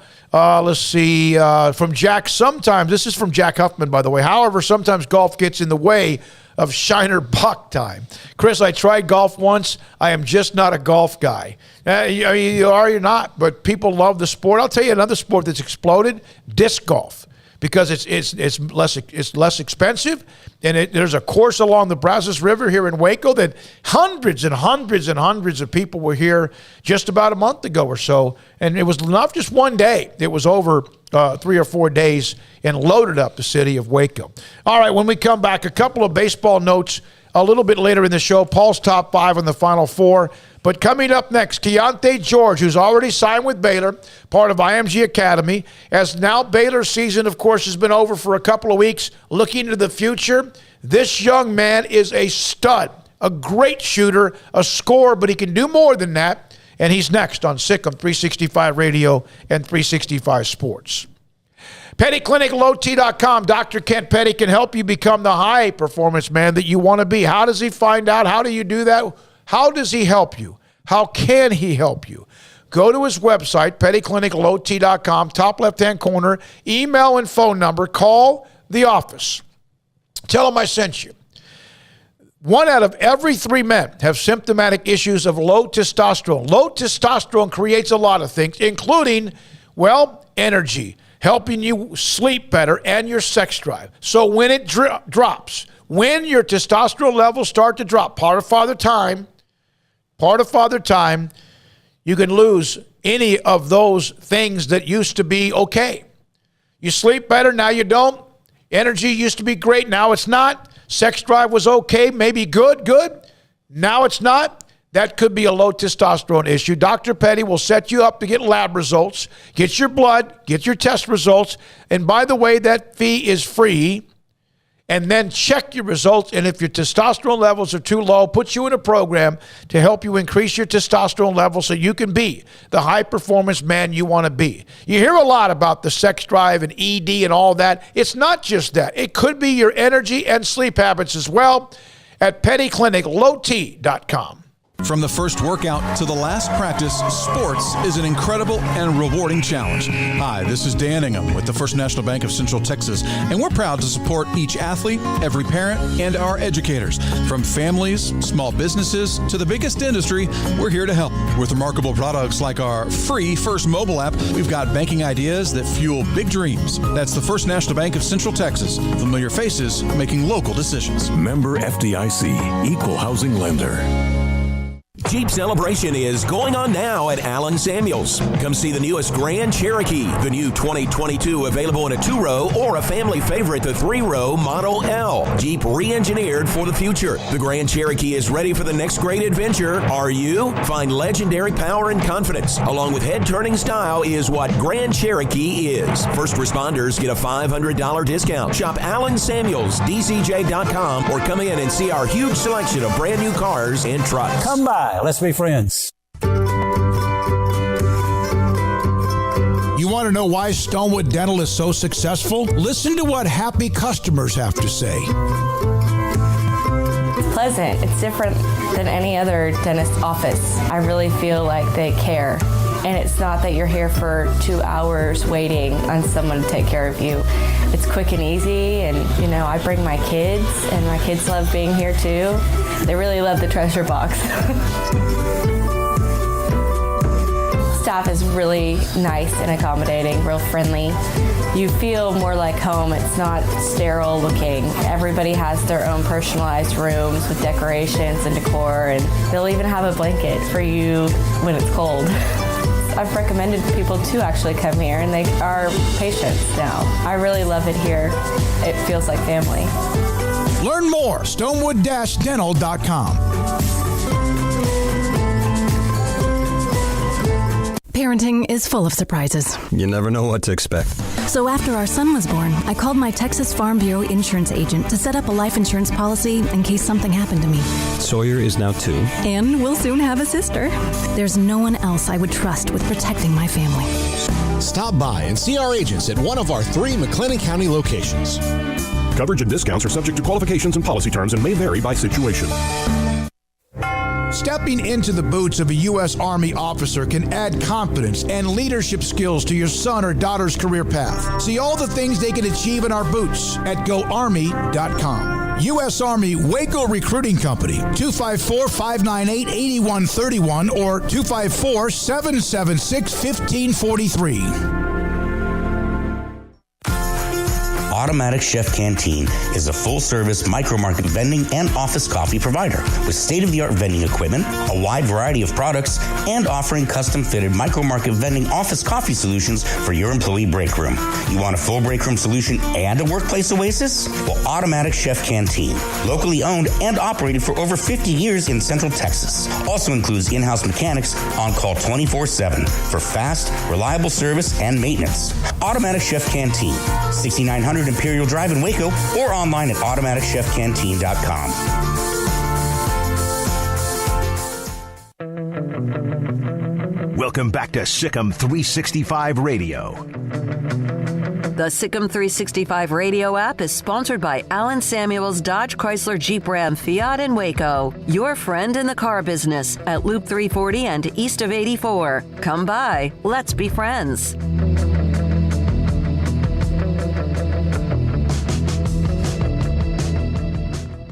We're now joined by Baylor signee Keontae George, McDonald's All-American, Sikkim 365 Radio, 365 Sports. How do you have the energy to play in all of these events? And it seems like every time you play, you're the same player day in and day out. Just take care of my body. Doing a lot of stretching, getting in anywhere I can do. So, just trying to keep my body fresh, getting a proper sleep, just doing the necessary things I can so I can play the same, each and every night. You were a part of the McDonald's event. You won the three-point shooting contest. Obviously, then you were in the game and had a nice game as well. And all of it's going on. What was that event like? Also to go against that kind of competition, which, of course, is what you're used to. But kind of explain how much fun you had and just the event itself. I definitely had a lot of fun. It's a lot of history behind that event. They had a lot of guys come through it. It was a blessing to be a part of that event. I had a lot of fun competing against, the top guys, the top 24 guys. So, just each and every day, just bringing my all, in the practices and the game. And then just most of all, just having a lot of fun with those guys, off the court, getting to know a lot of them. Every time we played each other, we just trying to compete, trying to, beat each other. So, overall, I just had a very good time. That's awesome. And then you won the three-point shooting contest. You put up a number, and then there were a couple of people coming after you. What was that like to watch the end of that and then know you won it? I was actually going. Grady was the last person to shoot, and then he missed a couple of shots. It was me and my teammate just walking. We just watched. We just hopefully he was missing because he was a great shooter, and then I ended up, being the highest scorer. And I was just happy to win that. Keontae, you didn't get here just accidentally. It takes a lot of hard work from time when you were young. When you look back at all of what you did and the love of basketball and the commitment you've put in, what does that now mean when all this starts to pay off? It means a lot, for sure. I've been be able to bless with this talent. The work I put in each and every day, especially, coming up from middle school to now, I had this book of Wolfhawks. We just believed in it each and every day. So we stay in the gym, and then, I started, getting noticed, and then everybody started to see the work that I put in. I've been able to, take the stuff I put in my workouts, put it in the game, and just all of it was translated. Did you ever doubt yourself? Was there ever a time when you started to make that rise where you still weren't so sure you belong? I believe in myself for sure. And then, having like I said, my trainer and my family behind me, it just made me want to work even harder. So it was a lot of guys that were getting, seen, getting ranked. But, it just told me to stay the course. All that just mattered at the end of the day. So I stayed the course, and now I'm here. And, I'm able to go D1, full ride. So just staying the course is really, the main thing that I, wanted to stay true to. You're having a great run. In fact, you have a game today. You told me about that, and I was talking to Coach Brooks about it. He was like, Alvin said, I don't know how he has the energy to play at that level, game in and game out. How much did it help that Coach Drew, the change in the coaching staff with Coach Tango going to Kansas State, but Alvin? They all remain intact for sure. He just let me know it's going to be a little coaching change, but it's a great coach there. I knew they was going to bring in somebody good, so I didn't want to, think about anything. I didn't think about leaving at all. Coach Drew, he's a really good coach, but ultimately he's a really good guy. The whole staff is. So, I just know they was going to care for me each and every day on and off the court. So there was no reason for me, to leave that type of situation. Well, every one of them to a man said, every single one of them talked about your family, talked about your upbringing, and talked about the kind of person that you are. What does that mean to you? It means a lot to just see, those guys just talk about my character. I try to pride myself in that, not treat everybody with respect. Nobody is hot. I'm not higher than nobody. So, we're all on the same level. So just hear that, those guys talking about my character, it just shows that I've been able to stay true to myself. How important is it to get on campus this summer? I think that's when you're going to arrive and start building some chemistry with those who are there. That's very important, getting a head start. Learning the different concepts that they have on offense and on defense. Just ultimately just getting to know the guys, that's there on a deeper level. And then, just getting all the work in I can. But, at the end of the day, I have a goal to make it to the highest level. So, I'm just, stay true to the grind like I always have. It's got to be there, so I'm not going to stop. Do you get a chance to communicate with Adam Flagler or LJ or others on the team very much? I talk to them every now and then. I mostly talk to, Jeremy, talk to Langston a lot. So, I just try to keep in touch with some of those guys for sure. It's just, after the loss, I just, told them, I feel their pain. I felt the pain as well. So it was really important for me to stay in touch with those guys for sure. You can shoot it. You can put it up. You can handle the ball. James Akinjo yesterday announced that he was going to enter the NBA draft, and he was the point guard, and he also was a scorer for them as well. Is that something that is even something that you're interested in being? Are you more comfortable being the two guard? Do you want to play a little point guard? Has that even been brought up at all? I definitely, want to play a little bit of one, bring the ball up. James, he was a great player. He's able to get his teammates involved, but also, score the ball. And then, as for myself, I'm known to score, but I feel like, my passing ability is a little bit underrated. So I definitely feel like I can make great decisions, at the point guard, get my teammates a spot. At the end of the day, I want to, feed all the love. I think I heard Coach D say, share the sugar, as he says. So I just feel like, I'm able to be that type of player that's able to, move the ball, get my teammates in spots, pass up good shots, great shots for sure. McDonald's All-American, McDonald's event, Jordan Brand, all of this. How do you stay humble? There's knowing, where I came from. I wasn't known at first, and then, getting all, these accolades is a blessing, but at the same time, I just want to stay true to myself, just know what got me here, not try to change, anything that I've been doing, because it's got me to, it's got me to my highest level so far. So I just want to stay true to myself, stay true to the grind. And then I have a lot of people in my ear telling me that, nobody cares, you can do more. So, that just keeps pushing me each and every day. And guess what? They want you on campus now. I know you got to wait. You got things to do. It's exciting to get Baylor back to where they want to be. Is that exciting to think about the future? It's real exciting. I've been ready to get on campus. They have a, championship culture there. I just want to, keep that going, add on to that. I definitely want to bring, another championship back to Waco for sure. Keontae, thanks for your time. Good luck today with your game and also going forward. Look forward to meeting you. All right, thank you. Keontae George, Baylor signee, Sikkim 365 Radio, 365 Sports. 1, 2. I'm in love with a man named Rudy. I'm okay with that. He knows exactly what I want. He keeps me coming back. Cooks breakfast, lunch, and dinner for me. Does the dishes too. I'm in love with a man named Rudy, last name Barbecue. It sure is easy to fall in love with Rudy's tasty oak smoked barbecue. Next in line. From the first workout to the last practice, sports is an incredible challenge. Hi, this is Dan Ingham with the First National Bank of Central Texas, and we're proud to support each athlete, every parent, and our educators. From families, small businesses, to the biggest industry, we're here to help. With remarkable products like First Free Checking, we've got banking ideas that fuel big dreams. The First National Bank of Central Texas. Familiar faces making local decisions. Member FDIC, Equal Housing Lender.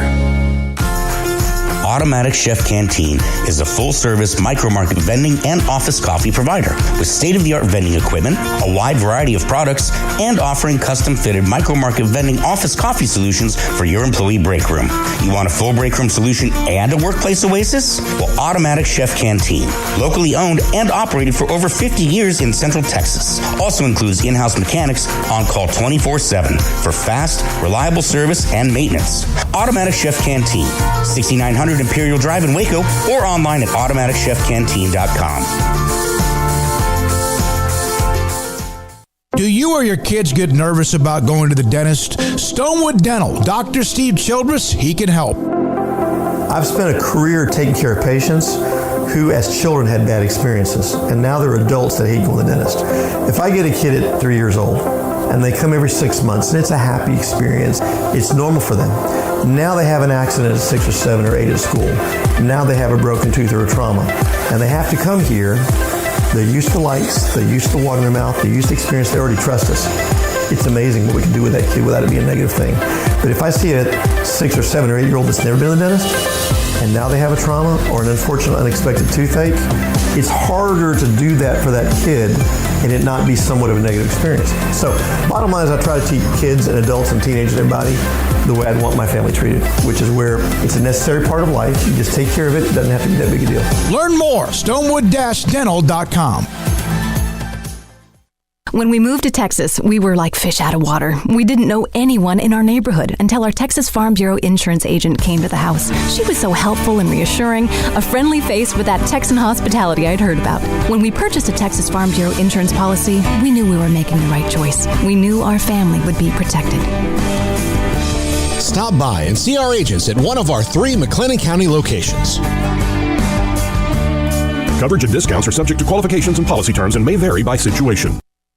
Baylor University is where lights shine bright. So, let there be light. Let there be roommates and teammates, scholarship and championships. Let there be fresh starts and new traditions, fast friendships and lasting impacts. Let there be laughter. Let there be joy. Let there be light. Baylor University, where lights shine bright.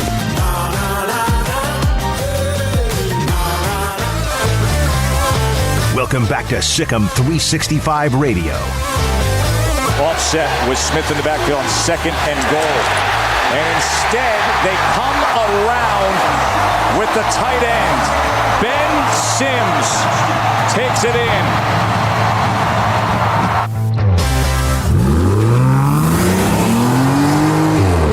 This segment on Baylor Athletics on Sikkim 365 Radio is brought to you by Richard Carr Buick GMC Cadillac. Learn more at richardcarr.com.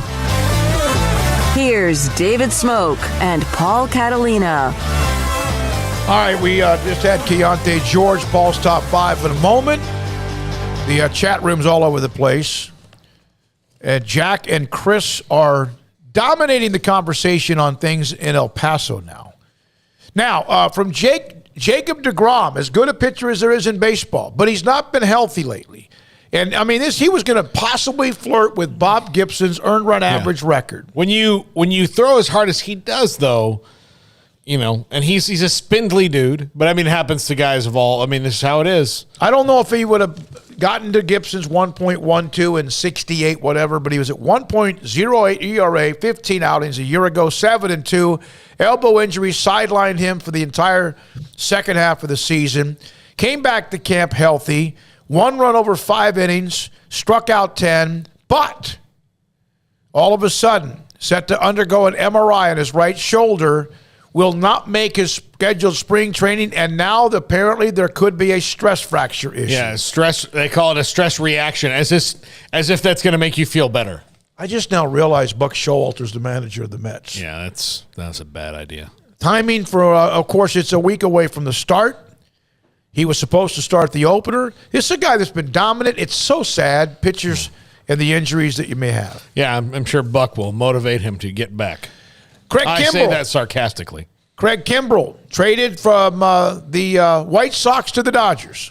That's it. And look, it's a good deal for both teams in that the White Sox didn't want to keep Kimbrell at the salary he had, and so it's a 1-for-1 cash swap. AJ Pollock, a good player for the Dodgers, but they're so loaded they can do that and get a closer to replace Kenley Jansen, who's in Atlanta now, and Craig Kimbrell, also who started with Atlanta, gets to go hang out with his buddy Freddie Freeman and help out the Dodgers team that's loaded. AJ Pollock was in. It's a crowded situation there. And he goes to the White Sox, a team that also their lineup. I like the White Sox to possibly run away with the Central this year, although a lot of people are bullish on the Tigers in a young team, but I think the White Sox could maybe even run away with that Central this year. What would you say the Rangers over-under for wins would be? 88. What? Yeah. 88? I think they'll be over. I think but that have lineup you started the over, weekend early? No, I think they'll be over 500. Really? Yeah, I think they will.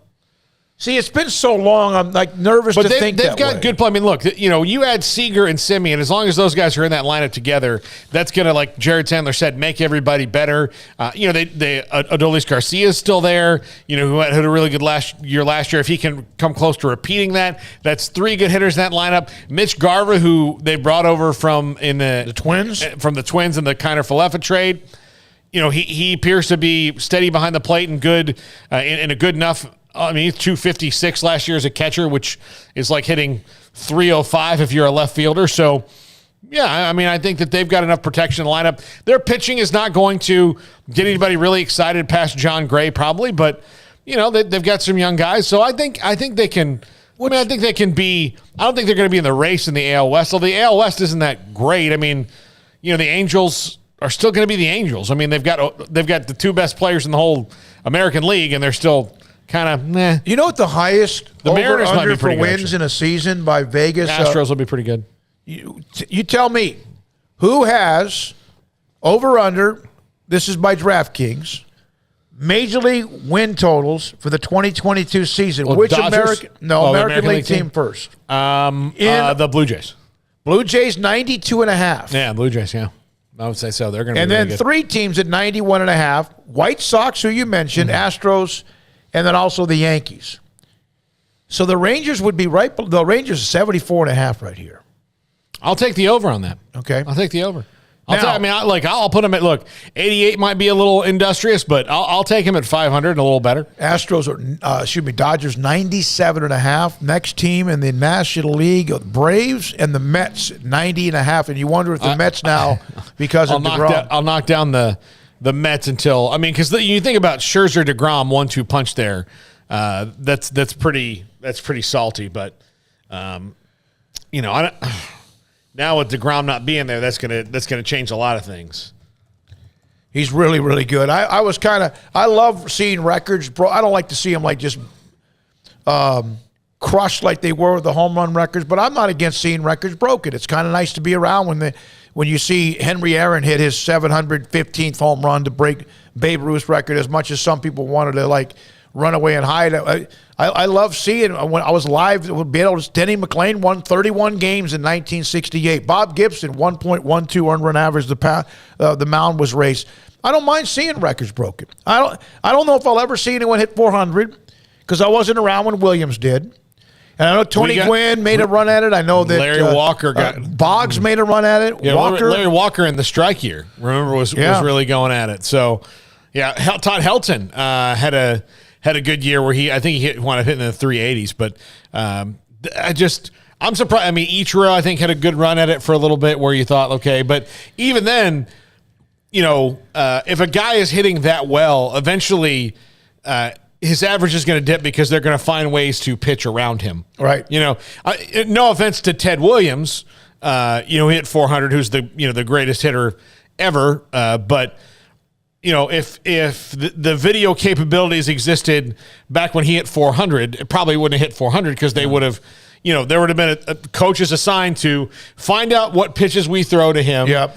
Nobody handed it like a digital scouting report to any pitchers facing a guys. Go, hey, if you just throw 7 sliders at him, there's no way he's gonna put the ball in any kind of decent part of the field. You just kind of had to trust your scouts and their notes. Yeah, I wonder how quickly there were scouts, advanced scouts, and all that. Now you have everything at your fingertips. By the way, Kansas and Duke are both 4-point favorites to win this weekend. Both of them are 4-point favorites. The game with Kansas-Villanova, much more low-scoring over-under, 134. Duke and North Carolina at 151. Oh, I think Villanova. I think they're going. I've maintained the whole time. I think Kansas is the most complete team in this when it comes to both phases of the game. Defensively, offensively, they can do it all. And Remy Martin changes them a great deal. But I do think Villanova is going to keep them, kind of between the white line, so to speak, when it comes to running like they did against Miami. They're not going to really be able to do that as much, but they still can, and they still will, and they still probably will, I think, win the game. But it's going to be a lot tougher because of that defense that Jay Wright plays. All right, going back to the 400 hitter. Tony Gwynn hit 394 in 1990. 94. Brett, 1980, hit 390. Just had somebody on the chat mention that. Rod Carew, 388 in 1977. And these guys are as good a contact hitters as you could imagine. And then after that, there's a long drought. Down to 381 right now. So obviously Ted Williams, the last to hit 400, and that was what year was that when he hit 400? 41. So modern day baseball, I'm talking modern day after he's broken it. Tony Gwynn in 94. George Brett in 1980. Carew in 1977. And nobody has sniffed since then, even with Walker or anyone else. Not Boggs, nobody. And that's the top 50 hitters of all time, single season, 381 and better is where you have to start. Yeah, I always thought if it was going to be a guy, somebody was going to do it in modern day baseball, it would have been Ichiro because he could hit a really. He also had speed. He had a chopper to third, and then you're looking at it. I mean, there are many times that you saw. I'll tie it back to a Buck Showalter story. I've seen Buck Showalter get thrown out of 2 games, and it was because of plays in person. It was because of plays at first base. One of them was a chopper to third that Ichiro beat out, and I don't know why he's arguing that it happened all the time. And then another one was a chopper to third that Michael Young very clearly beat out, and had replay existed, it would have very much overturned the call. And I have not heard obscenities called to a human being come out of Buck's mouth. And that was the year he was about to get the cut from the Rangers. So he was kind of feeling the pressure. Michael Young legged at that thing. He got called out. Showalter's in the 9th inning came out, and there were like a group of little kids sitting in front of me that learned a lot of new words. Yeah. A lot of them. By the way, the ones I mentioned, Gwynn, Brad, and Carew was not fast. He was decent speed. Tony Gwynn was deceptively fast for a chunker, but not a guy that you could see beat out too many infields. No. Brett was a hustler, but not known as being fast. And then Boggs was surely not fast. No, but Ichiro had some ability to run. Boggs and Gwynn were very similar hitters in that they just knew where they were hitting where they ain't hitters. They could hit 400 now the way you have the shift. Those guys would hit 400 now. I'll tell you right now, well, the shift is about to be illegal, as you know. But if you had tried to run the shift on Wade Boggs or Tony Gwynn, they would have just hit the ball to third base and been like, all right. One other quick baseball note, then come back with Paul's top 5. Umpires now will be equipped with on-field microphones to inform the crowd and TV audience of replay reviews beginning with exhibition games coming up this weekend. Major League Baseball announces crew chiefs will wear a microphone via a belt pack. They better turn it off. They'll announce who is making the challenge, who is being challenged, and I think that's pretty good to be kind of clarify that. A.J. Hinch, the manager of the Tigers, I think opening up communication with fans is a step in the right direction. Mainstream very fast. He indicated several umpires that expressed nervousness about speaking publicly in that manner since it's never been part of the job. And they'll get used to it. It's like anything else. And so I don't know if are they going to use this during the regular season. I don't know that. I'm not sure, but that's a little bit different as well. When we come back, Paul Catalina's top 5 to wrap up April 1st. And we have told you everything for the last 2 hours and 55 minutes. There has not yet been an April Fool's joke. At least not yet. Sick'em, 365 Radio and 365 Sports. Baylor University is where lights shine bright. So, let there be light. Let there be roommates and teammates, scholarship and championships. Let there be fresh starts and new traditions, fast friendships and lasting impacts. Let there be laughter. Let there be joy. Let there be light. Baylor University, where lights shine bright.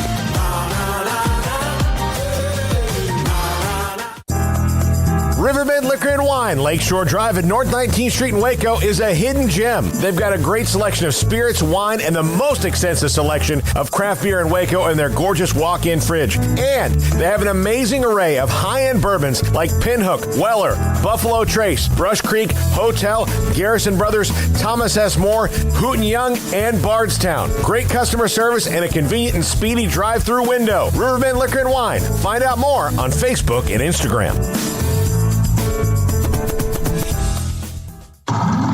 It's plain and simple. Waco Custom Marketplace is the one-stop shop for what you need for tailgating, from charcoal, cold beer, and wine.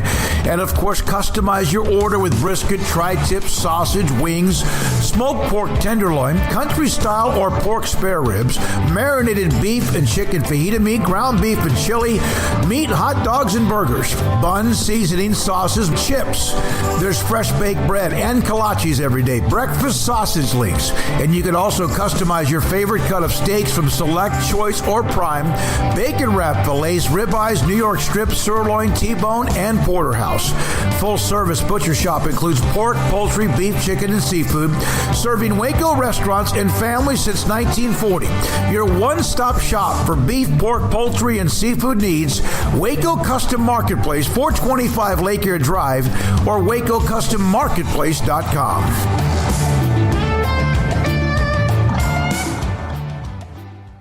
Brad Boozer, Boozer's Jeweler, joins us on Sikkim 365 Radio. I've seen people walk in there. First of all, you have so much to show. Necklaces, bracelets, rings. You have the watches. You have numerous great watches as well. You really have pretty much everything, don't you, when it comes to jewelry? That's correct. Kind of a one-stop shop and all. And the fact that we have the 2 jewelers on staff, the repairs we can do, the fixing of your jewelry, and the remaking of any jewelry has really set us apart from anybody else. You want to know why they're successful? Brad Boozer, the owner of Boozer's Jewelers on the corner of Valley Mills and Lake Air in Waco.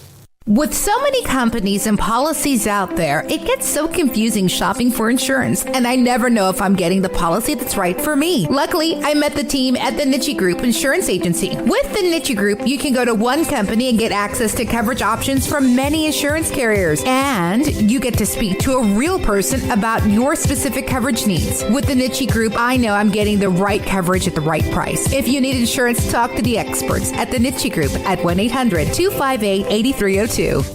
One size fits all. That may be all right for an adjustable belt or cheap sunglasses, but when it comes to your financial needs, no one wants a one-size-fits-all strategy. Ben Erlinson, your Edward Jones financial advisor, knows that his most important goals are yours. That's why he takes the time to understand your needs, knowing you. That's how Edward Jones makes sense of investing. Ben Erlinson, 100 North 6th Street in Waco, 254-759-8533. Edward Jones, member SIPC.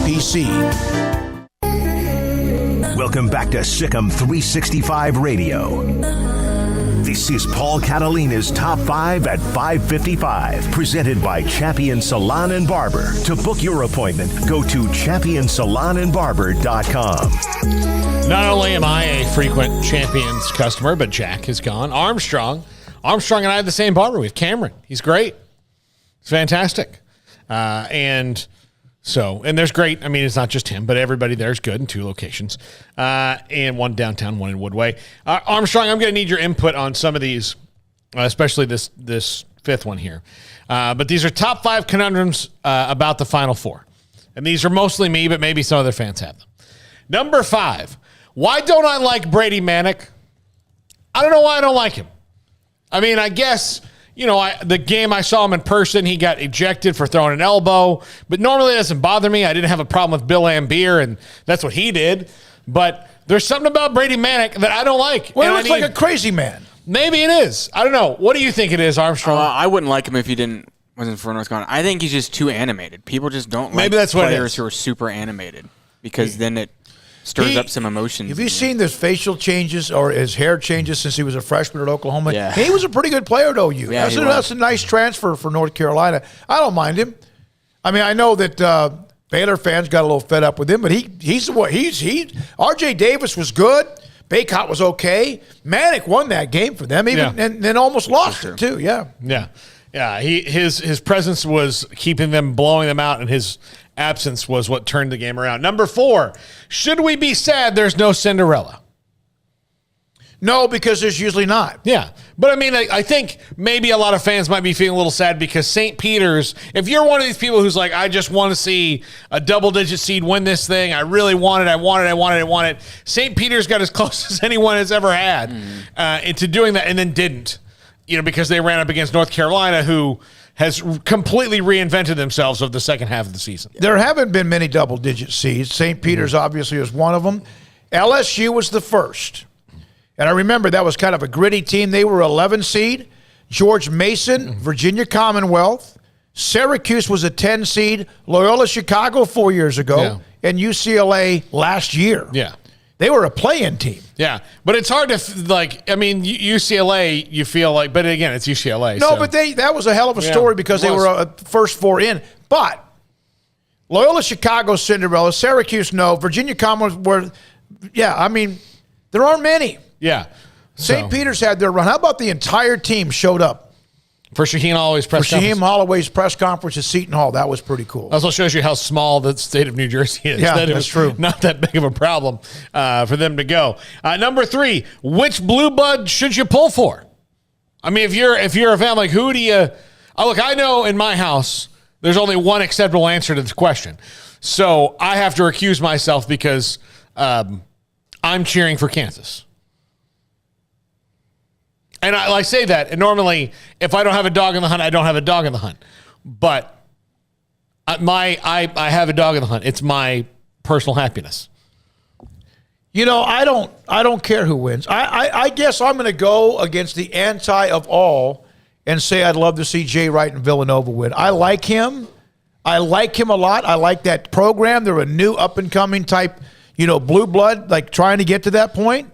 They won it back with Rolly Massimino in 85. But I don't care if Duke wins it or Carroll. I'm not going to have like, oh my God, I can't. It's not going to make me have heartburn. For Armstrong's sake, he's going to the game tomorrow night. I wish you the best. Thank you. There are 3 of those teams that I would be so happy to see win this. Yeah. It almost looks like it spells the word dove or something like that. It actually does, yeah. But I think besides North Carolina, my second team I would want is Kansas. Here's what I'm going to test some people's hypocrisy here. When Baylor was playing for the national championship, you saw a lot of fans, hey, you should want it because of the Big 12. Baylor fan. All right, how many Baylor fans or how many Big 12 fans want Kansas? In basketball terms, you're probably a little bit worn out with that. If they win it, great for the Big. I'll tell you, if we really want the Big 12 to be better, then we all need to. Again, Alabama does not want Auburn women. I get that, but hey, Kansas wins it, they win it. There's only one school that could be in the Final Four of the Big 12 that I would root against, and I think we all know that's Texas. But anybody else, I'd be fine with. Then I'd be fine. I'm totally fine. I'd be great with that. But look, before I started dating Amanda, I liked Bill Self. I always thought he was, I know there's a lot of people that don't like him. He's a super chill dude. Anyone coming from a completely Baylor biased perspective should cheer for Kansas because a team you play twice a year, probably 3 times a year, being the reigning national champion, just adding to the resume, that only lifts you up. Back-to-back Big 12 teams have win the national championship if that happens. But I guarantee you, there are some, because of jealousy, even though Baylor's the reigning champion, and because of you're just worn out with Kansas, that won't be because of that. And so, if they win it, good for them. And God, good for you. Yes. Yeah. And Woodrow. They don't. Yeah. They don't. Right. Look, if Villanova wins, I might have to take her on an immediate vacation, where I just take her. Why would you want to go anywhere where she can bury you? Well, I mean, that way I can protect myself. On a vacation. I mean, if I do something nice, then I'm okay. Maybe I can put her next to Jay Wright. I think by you offering a vacation if they lose is almost insulting. Oh, you're going to fool me because I'm in a bad mood? Well, you know what? And here's the thing. That you're probably right because she's going to watch this and go, well, we should take one if they win then. There you go. Yeah. She was very upset that we couldn't go. Very upset. Did you try? I tried.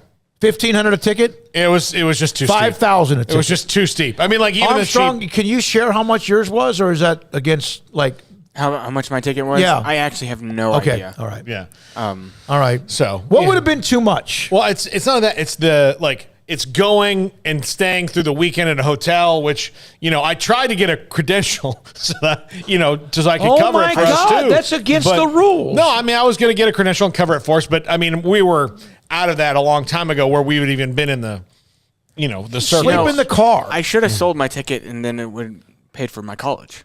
There you go. Yeah, you probably could. I think with those teams who were there this weekend, and it's in New Orleans, and the beautiful weather, and everything's kind of opened up, you probably could. Yeah. Number 2, does the college basketball world owe the ACC an apology? We asked Terrence Oglesby this on Monday, and he said no. He played at Clemson, covers the ACC. He said no, but I do think that I mean, maybe sometimes we get to, this conference is bad this year. Well, does it matter until you start the tournament? It only really matters how good you are in these 3 weeks. Listen, a team can be average or so and get hot, win the championship, and that isn't, the regular season doesn't matter. But when you measure conferences, it can't just be over a 3-week run. Well, now, again, they had a hell of a run. And maybe a surprising run if you think about it. Now what happens is Duke and North Carolina are actually performing to where they should have been. Mm-hmm. So they underachieved during the regular season. Yeah. Although Duke has won 32 games. Yeah. And number one, should we want Coach K to win it? Ooh, this is a polarizing question here. And I can tell you, as a person who was an ACC alum, no, I don't want Coach K to win. No, you weren't. When they were Florida State was in the ACC at the time? When I was at school, yeah. Well, they were in the ACC? I thought they were independent. No, we were in the ACC. Oh, no wonder you got all the favorable calls against Nebraska in 93. Well, that was their first year in the ACC, I think. Or 90, there you go, because of that.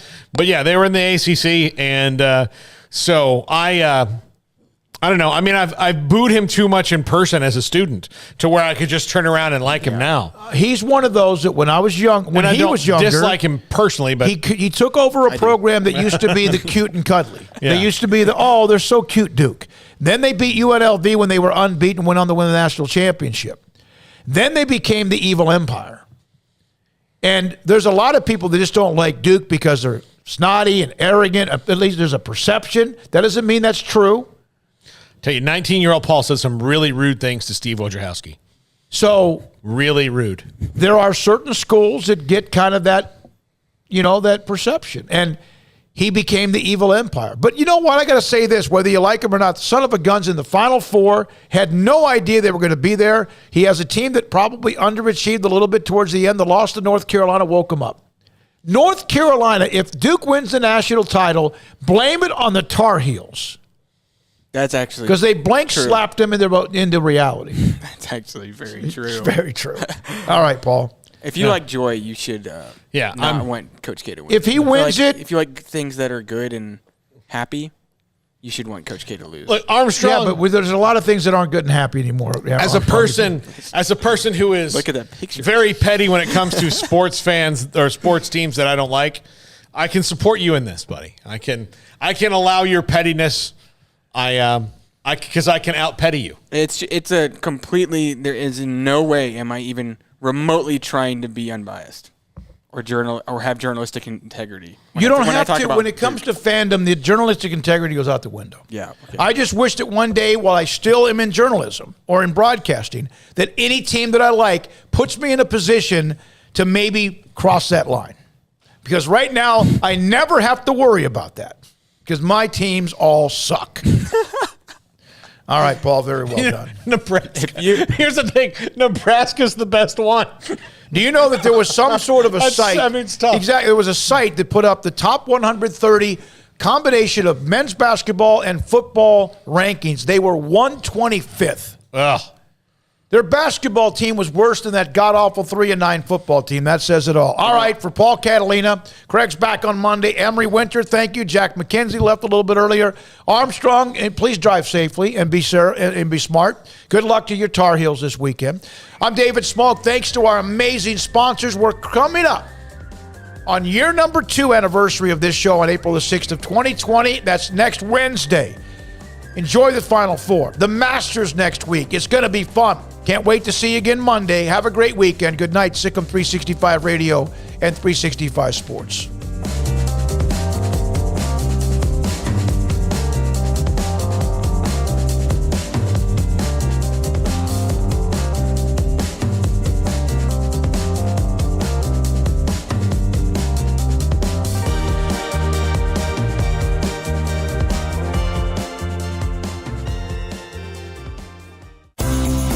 Ideal MRI is a small family business right here in Central Texas. We're open to support you while lowering the cost of healthcare bills. When you need an MRI, ask your doctor for an Ideal MRI. Visit us at idealmri.com or call us at 833-IDEAL-MRI. Stepping into the boots of a U.S. Army officer can add confidence and leadership skills to your son or daughter's career path. See all the things they can achieve in our boots at GoArmy.com. U.S. Army Waco Recruiting Company, 254-598-8131 or 254-776-1543. After my first car accident, I feared the biggest damage would be to my wallet. I expected a mountain of bills and a long, drawn-out process. But my Texas Farm Bureau insurance agent was there when I needed her and helped me get back on my feet and in my car in no time. Instead of a hassle, I got reassurance and a quick recovery. Stop by and see our agents at one of our 3 McLennan County locations. Coverage and discounts are subject to qualifications and policy terms and may vary by situation.